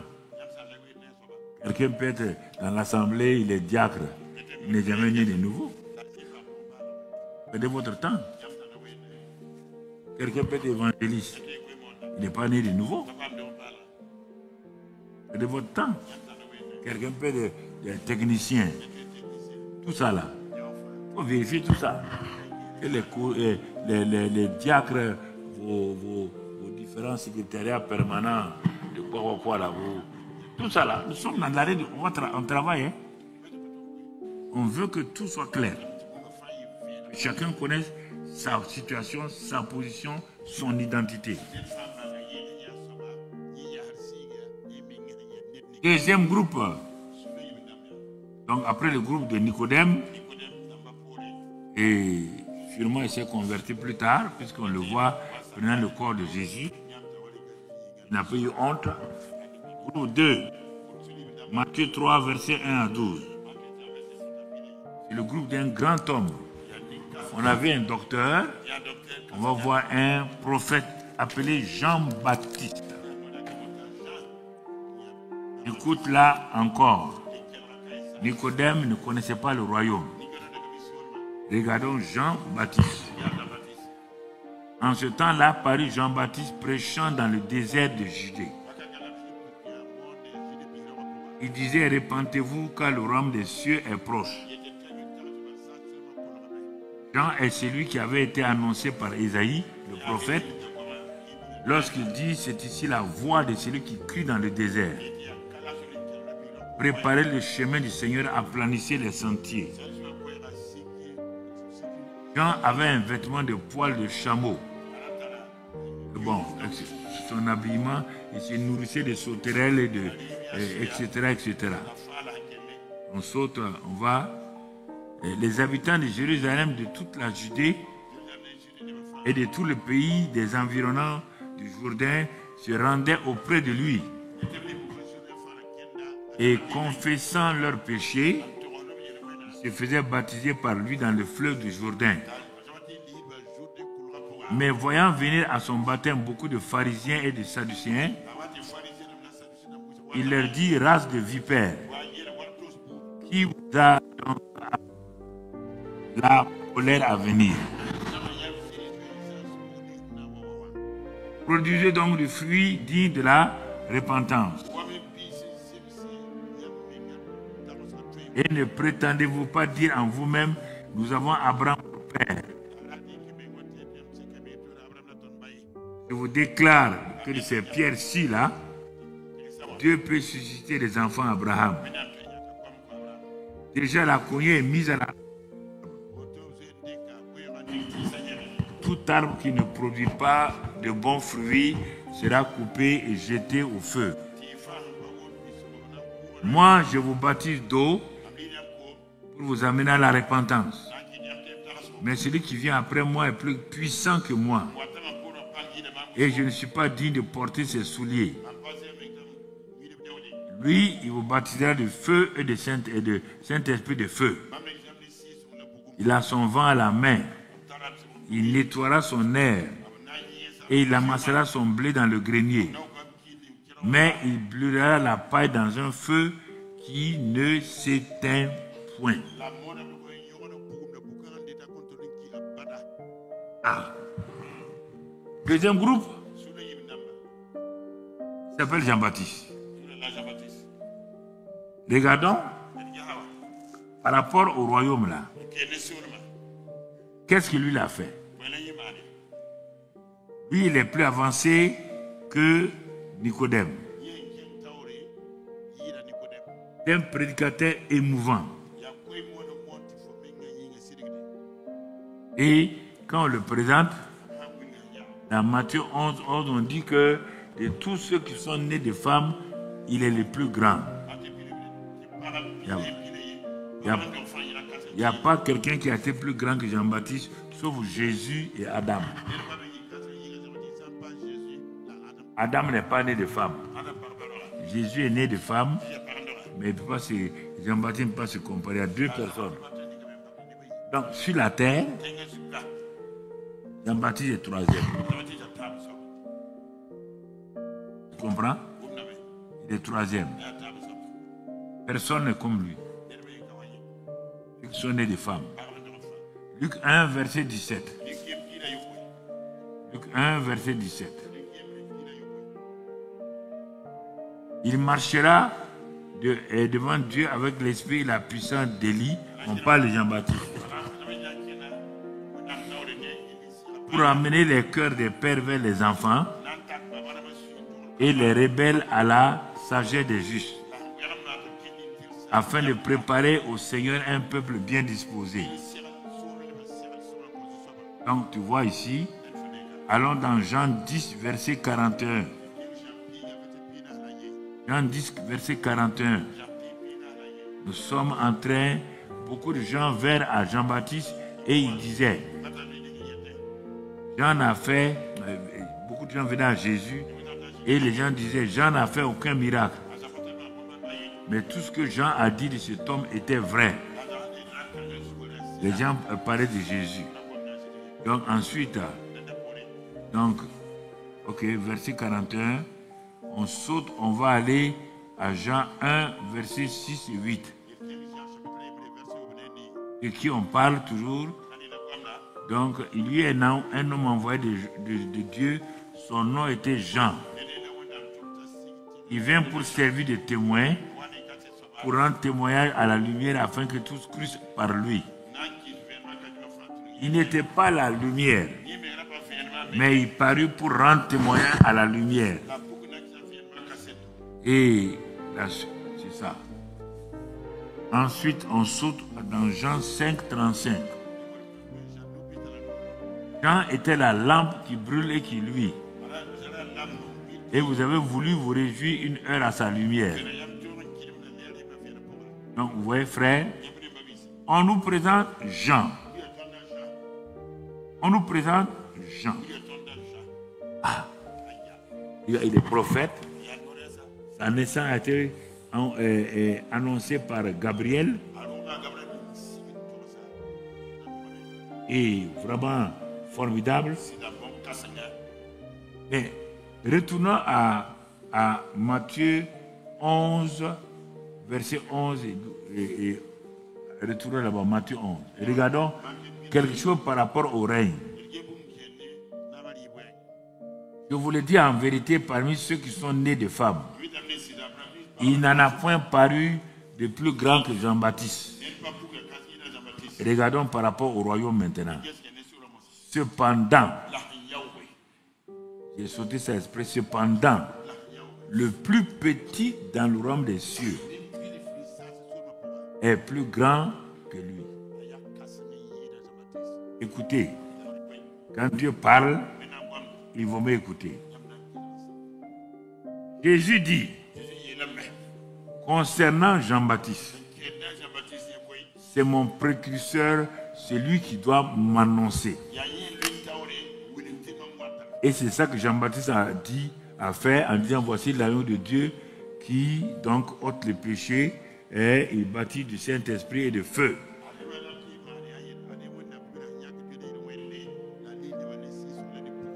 Donc, Jean-Baptiste a bien parlé, Jésus a bien parlé. Chacun ce qu'il est. Mais par rapport au royaume,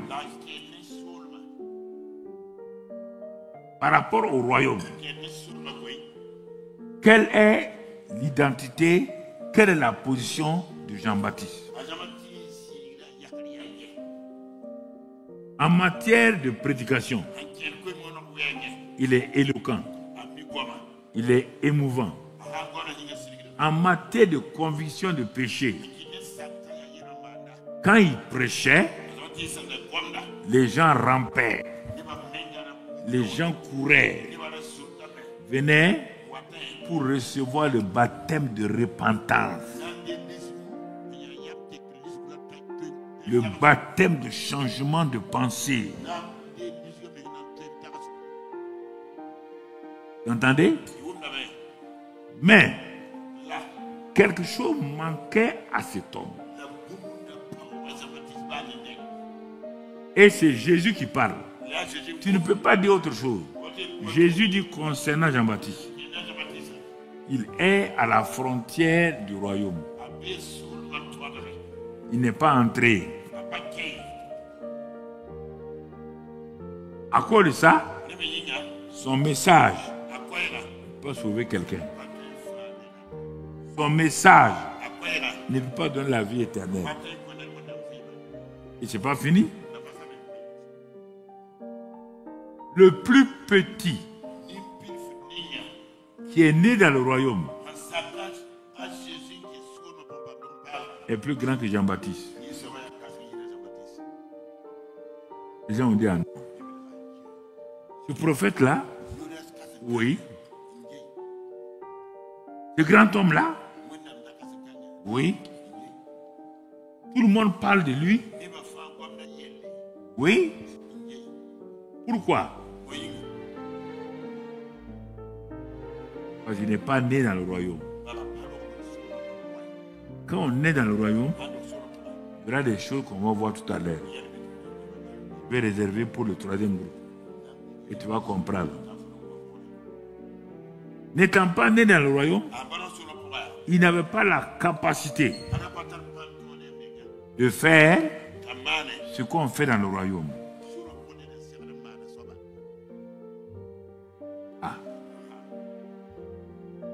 Ah. Jean-Baptiste dit, me concernant,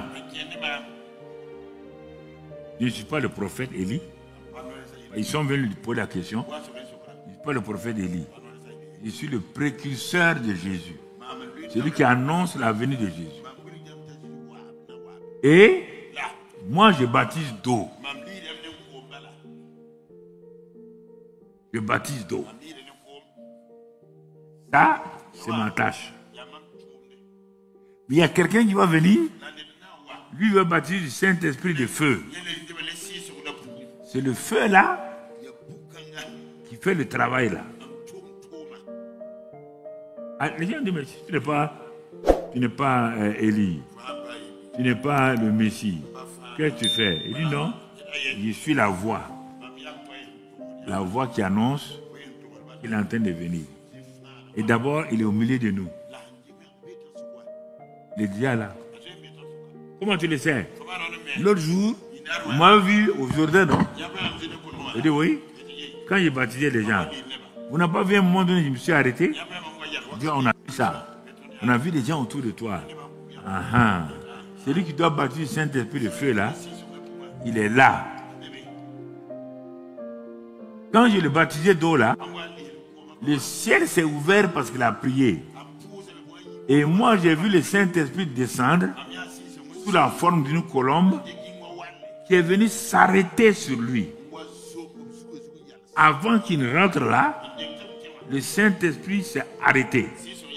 Parce que le Père m'a dit que le signe auquel je vais le reconnaître, c'est quand le Saint-Esprit viendra, va s'arrêter sur lui et que ma voix va retentir. Le Saint-Esprit s'est arrêté. J'ai entendu la voix du Père lui parler. Tu es mon fils bien-aimé en qui j'ai mis toute mon affection. Et c'est pourquoi j'ai fini mon travail. Mais Jean-Baptiste, il a secoué les gens par la repentance. Mais personne n'était sauvé. Pourquoi? Il lui manquait le feu. Et c'est pourquoi, à un moment donné, il était troublé. Pourquoi tu es troublé? Pourquoi tu es troublé par les esprits qui tourmentent les gens? Un jour, il dit aux gens, à ses disciples,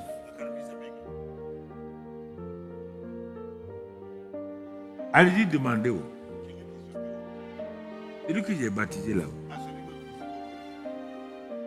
J'ai vu le Saint-Esprit descendre là. Allez-y lui demander si c'est vraiment lui qui est le Messie. Pourquoi tu es troublé? C'est la même chose. Tu n'as pas eu baptême de feu. C'est ton vrai problème. Et les démons peuvent te troubler. Ils sont venus sur lui. Allez-y lui demander. Les disciples sont allés. Demandez à Jésus. Jésus dit, il ne peut pas dépasser ce bord-là. Il a été programmé au ciel, ce bord, pour m'annoncer. C'est pourquoi il a dit, il faut que je diminue et que Jésus grandisse. Donc, on va mettre fin. On ne peut pas aller au-delà.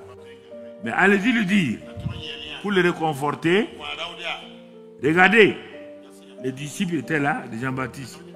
Jésus dit, aveugle voit, l'aveugle voit, sourd entend, les sourds entendent, muet parle, paralytiques sautent, se sont levés. Allez-y lui dire que les aveugles voient, les sourds entendent, les muets parlent, les démons sont chassés.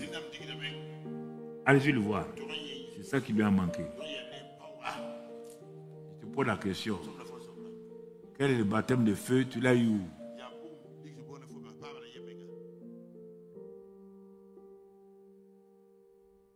Tu l'as eu où? Baptême de feu. Tu l'as eu quand? Tu l'as eu où? Et tu veux opérer. Et tu attaques les démons. C'est pourquoi tu es blessé. C'est pourquoi ta famille a des problèmes. Il n'y a pas de garantie. Il n'y a pas de feu dans ta vie. Quand tu parles, les démons ne tremblent pas. Au nom de Jésus, ils s'en vont. Mais il n'y a pas que le nom de Jésus. Pourquoi on a ajouté le feu?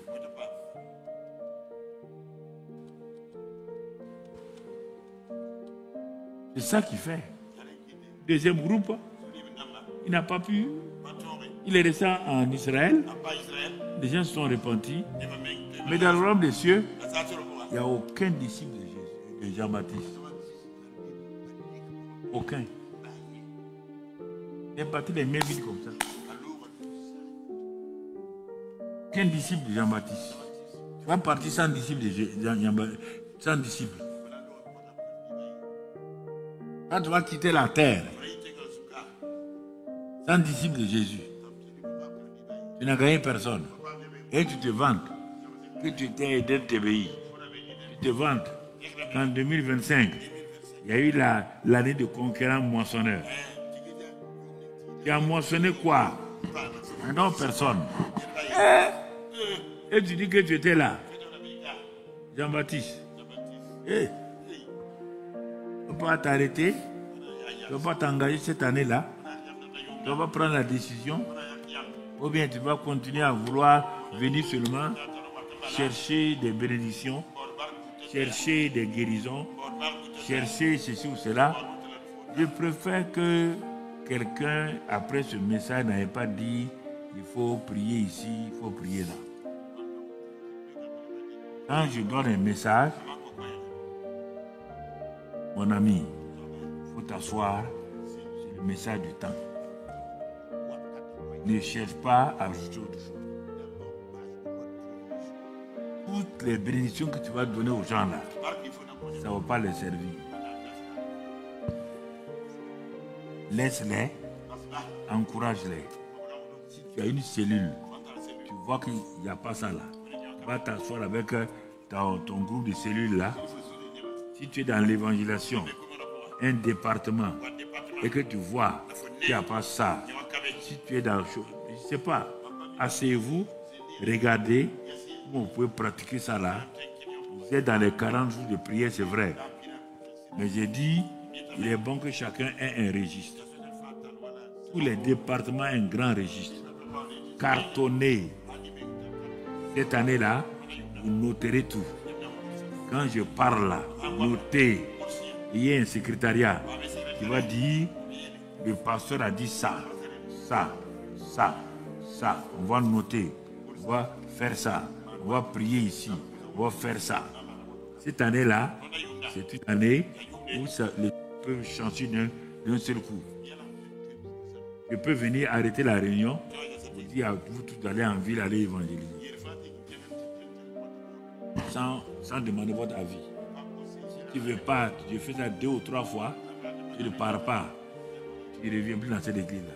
Je te chasse. Je te chasse avec ta dîme et tes offrandes. Ça ne m'intéresse pas. Tu comprends? Voilà. Bientôt, on va mettre le grand camion là pour évangéliser de ville en ville. Que tu sois femme ou homme, si on te désire, si tu as une entreprise, tu arrêtes ton entreprise là, tu vas aller évangéliser. Tu sais prendre congé pour des Sandaga, non? Tu vas prendre congé pour Sandaga. Voilà. C'est pas amusement, hein? Ça en est assez maintenant d'abuser de Dieu. Pas un plaisantin, on va s'amuser avec lui. On veut ça, on veut ça, on veut ça, on veut ça. Et tu ne fais rien pour lui. En ce temps, Satan fatigue les enfants de Dieu.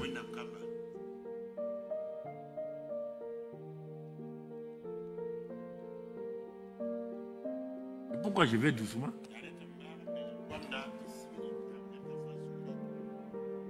Troisième groupe, Jésus lui-même. Bon, là, tu connais, on n'a pas besoin de trop traîner. Il a dit Jésus était quoi? Au commencement était la parole. La parole était avec Dieu. La parole était Dieu. Donc, tu peux lire ça dans Jean 1, verset 1 à 12. Ensuite, après, comme il était la parole. Ensuite, Luc 3, 21, 23. Luc 3, 21, 23, il a été, le Saint-Esprit est descendu. Luc 4, 1, il était rempli du Saint-Esprit. Luc 4, 14, et 18, il était revêtu de la puissance d'en haut. Sa renommée se répandait. Verset 18, l'Esprit du Seigneur est sur moi parce qu'il m'a oint. Il m'a oint pour aller annoncer la bonne nouvelle. Donc on voit Jésus était au complet. Maintenant, Monsieur Jésus, tu as eu tout ça là, c'est pourquoi? Ah! C'est pourquoi? Tu as dit à Nicodème, hein, que s'il n'est pas de nouveau, s'il n'est pas né d'eau et d'esprit, il ne peut pas entrer dans le royaume. Ton prophète Jean-Baptiste est venu. Il a parlé de toi. Très bien. Monsieur Jésus, qu'est-ce que toi tu dis? Tu as dit que ton père t'a parlé. Il n'y a pas de problème. Jean-Baptiste a témoigné.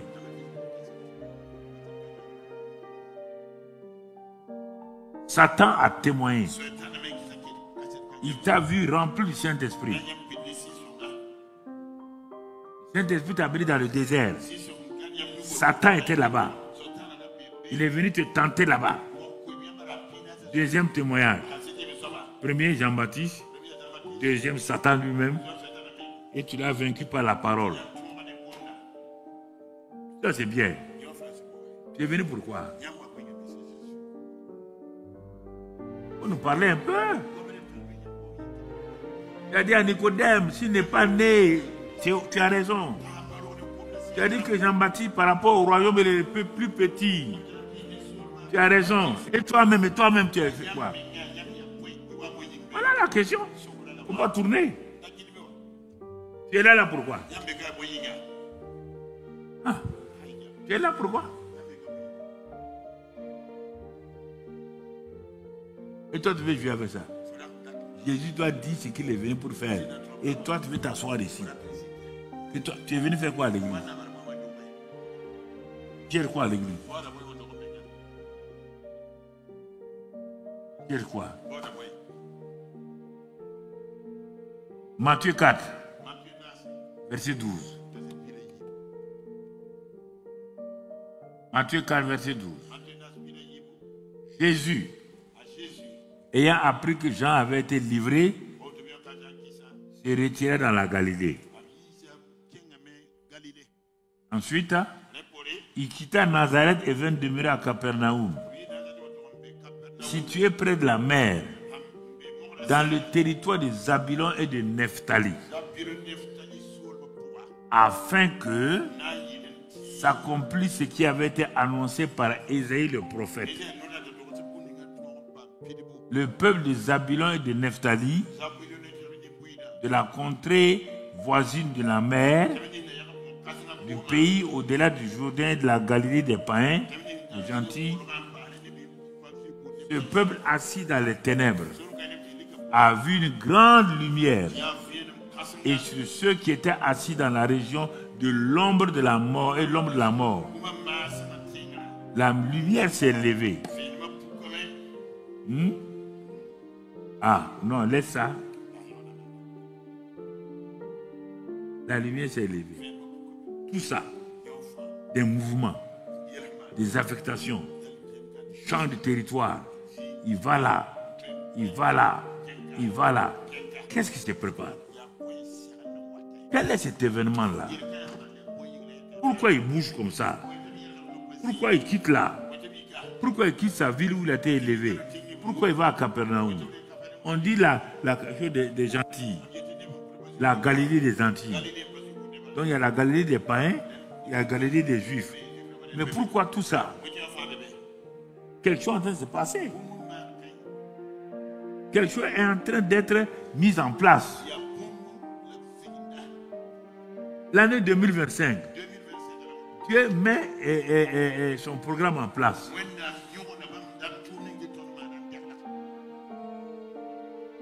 Maintenant, quand tout est là, on va nous dire pourquoi tout ce remue-ménage. Pourquoi toutes ces années Il était là. Hein? Pourquoi? Ça fait 30 ans. Il est sur la terre. 30 ans. Il n'a jamais chassé un démon. Il n'a guéri aucun malade. Les amis mouraient. Jésus partait à leur enterrement. Entends? Des gens étaient malades. Il allait. Il n'a jamais guéri quelqu'un. Frustrant. Le Père a dit non. On s'est entendu. C'est au moment favorable. C'est terrible. Il avait simplement sa caisse d'outils de charpentier. L'homme qui s'est dépouillé, qui est venu du ciel pour faire la volonté de son Père. Il n'avait qu'une caisse de menuisier.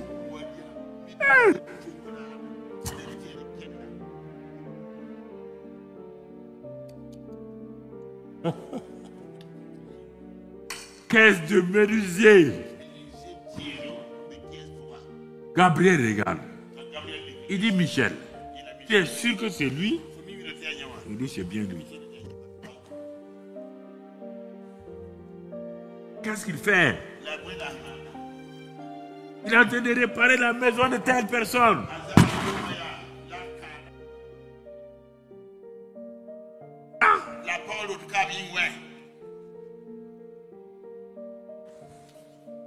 Il n'est pas venu pour ça. Qu'est-ce qu'il fait avec la caisse? Il est en train de réparer la porte de quelqu'un. Qui? Le grand Dieu du ciel est serrurier. Le grand Dieu du ciel, menuisier. Le grand Dieu du ciel. Les gens pêchent. Ils ne le regardent même pas. Oh Jésus, tu es un garçon sérieux. Hein? Bon, on vient de manger là. Comme tu n'as pas encore mangé, tiens le reste de la nourriture, il mange. Il mange. Hey.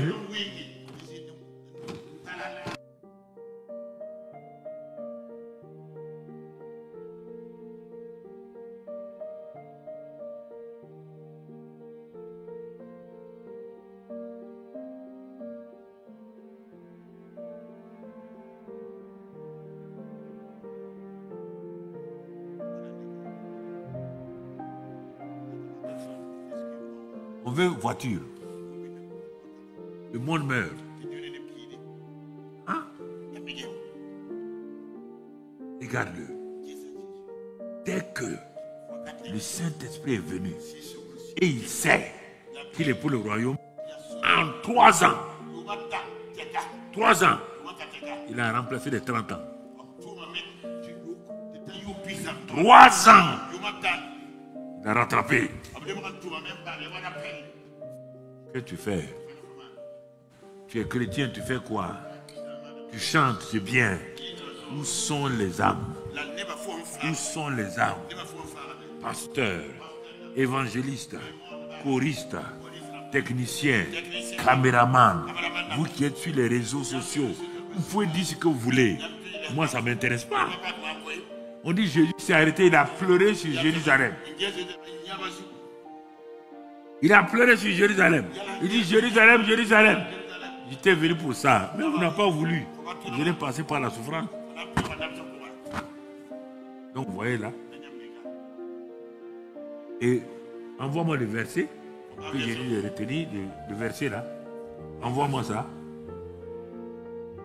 Dès ce moment, Jésus commença à prêcher et à dire, répentez-vous, car le royaume des cieux est proche.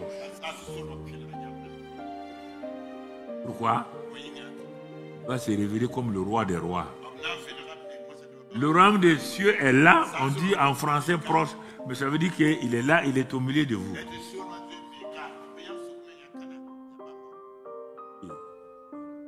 Il est là, il est au milieu de vous. Vous entendez? Le royaume des cieux est proche. Vous entendez, mon frère?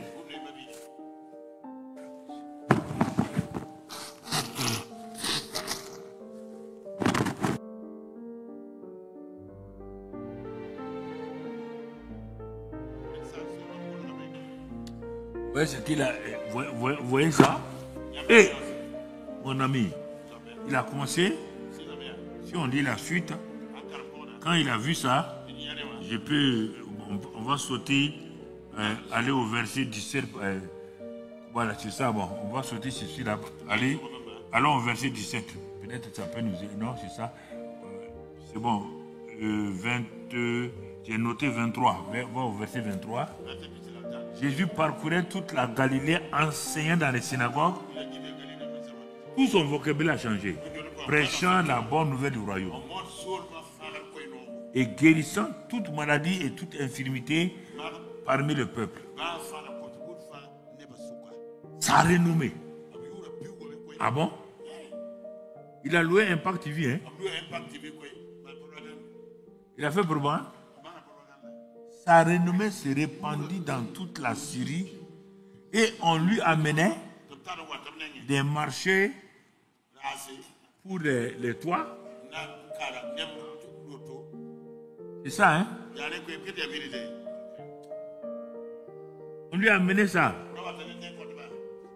Tous ceux qui souffraient de maladies et de douleurs de divers genres.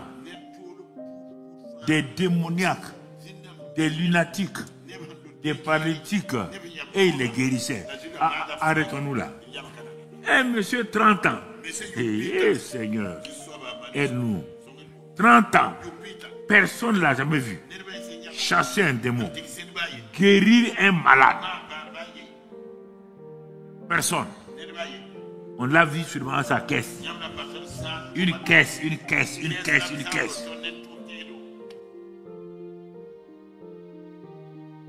Mais, quand il a su que son temps est venu, qu'il devait passer de l'autre côté, il s'est mis au sérieux. Est-ce que tu vas te mettre au sérieux? C'est ça. Je cherche maintenant des gens qui vont se mettre au sérieux. Des gens qui sont prêts. On n'a pas dit de quitter ton travail, hein? Non. On n'a pas dit de là où tu es. Tu peux être ministre, mais tu dois aller témoigner au ministre. Tu dois aller témoigner au député. Tu dois aller témoigner à ceci ou cela. Tu n'as pas de justificatif pour dire que tant il y a ça. Tu vois le président John Dramani, son premier mandat, il nettoyait les WC de son église. Tu entends? Toi, tu es assis ici, tu n'es même pas chef de cabinet. D'ailleurs, ce nom était bon avec toi, chef de cabinet. Tu vas nettoyer les cabinets. Quoi? On n'a jamais connu. Jamais. Quoi? Et brusquement, partout. Dès le moment où il a décidé d'aller avec le message, c'est ça que je veux t'encourager. Bon, on est un peu... donc, pour que tu sois conquérant, vainqueur. Et c'est pourquoi Pierre dit dans Acte 10, 38, il dit, Dieu a envoyé du Saint-Esprit et de force Jésus de Nazareth, qui allait de lieu en lieu, faisant du bien et faisant quoi? Détruisant toutes les œuvres du diable, c'est ça, non? Voilà. Ça, c'est ce que Jésus a fait. Et il nous dit à nous, je suis la lumière. Quiconque me suit ne marchera pas dans les ténèbres. Vous êtes d'accord avec moi? Je suis la lumière. Vous êtes la lumière. Nous, on dit donc, on va aller prier. On dit tu es lumière. Tu vas aller prier pourquoi? Tu es quoi? Tu es incrédule. Tu es lumière. Il est lumière. Mon ami. Regarde bien. Ah, j'ai pas la foi. Ah bon? La mesure de foi, Romains 12, 3, a été donnée à chacun, y compris toi. Si tu n'as pas la foi, tu ne serais pas croyant. Tu ne serais même pas ici. C'est pas tu crois, tu as la foi, que tu es ici. Mais tu ne veux pas la manifester. Tu es lumière. tu ne veux pas éclairer. Tu as la foi. Tu ne veux pas l'utiliser. Tu veux que je fasse quoi? Hein? Tu veux que je fasse quoi?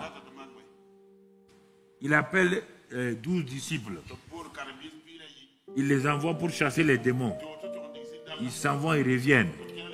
Après, quand il a vu que c'est les 12, il appelle les 70. Il appelle 70 maintenant. Ah, les gens ont dit non, il a appelé les 12 disciples là. Comme ils ont été avec lui, il dit bon, non. Il a regardé la foule. Il a dit 1, 2, 3, 4, 70, venez. Il dit bon, vous partez à mon nom et vous chassez les démons. Ils sont allés. Quand ils ont chassé les démons, quand ils sont revenus, ils ont dit à Jésus, mais c'est pas possible. Les démons nous sont soumis en ton nom. Quand nous on partait, on avait peur. On croyait que c'est nous. Non. Il dit, mais, Frédéric, tu n'as pas vu? On est parti. Moi qui tremblais là, quand j'ai dit au nom de Jésus là, le démon est parti. C'est ça qui s'est passé. Jésus dit non seulement, ce n'est pas les démons. Hein. Il y a quelque chose qu'on n'a pas vu. Leur chef là, moi je l'ai vu, il fuyait là où vous étiez là. Le chef là fuit. Satan, comme un éclair, il est parti. Je dis d'abord, nous, je dis oui. Pourquoi? Mon nom et le feu là, ça suffit largement. Mon frère, et tu comprends? C'est ça que Jésus nous dit. Il ne nous demande pas autre chose. Il n'a pas dit d'aller jeûner, prier. Il dit allez. Non seulement il y a ça, d'avance même, avant que je n'ai accompli, Dieu a inscrit vos noms dans le livre de vie. Il dit, ah bon? Il dit oui. Ton affaire l'est. On ne sait pas avec toi. C'est ça. Quoi? Dieu te dit, le royaume des cieux, cherche-le. Ne te laisse pas distraire. Ne t'assois pas que maintenant ton travail te prend du temps. Okay. Si tu meurs là, dans ça là, tu vas te rendre compte que ton travail ne te prend pas du temps. Donc il faut te ressaisir. Le message de ce jour-là, c'est un message qui doit te donner un tournant pour que tu penses. Tu es retardé. Jésus a fait 30 ans. Dieu n'a pas dit tu as fait 30 ans. Non. Il a fait 30 ans, mais en 3 ans, il a rattrapé tout. Donc là où tu es, on baisse la tête. Et puis on va arrêter là, baisse la tête. Baisse la tête, mon ami. Baisse la tête, mon frère. Baisse la tête, ma soeur. Et regarde attentivement, rentre en toi-même. Est-ce que réellement, tu veux être quelqu'un qui veut gagner vraiment les âmes? Ou bien tous les justificatifs là sont simplement des justificatifs pour ne pas évangéliser, témoigner.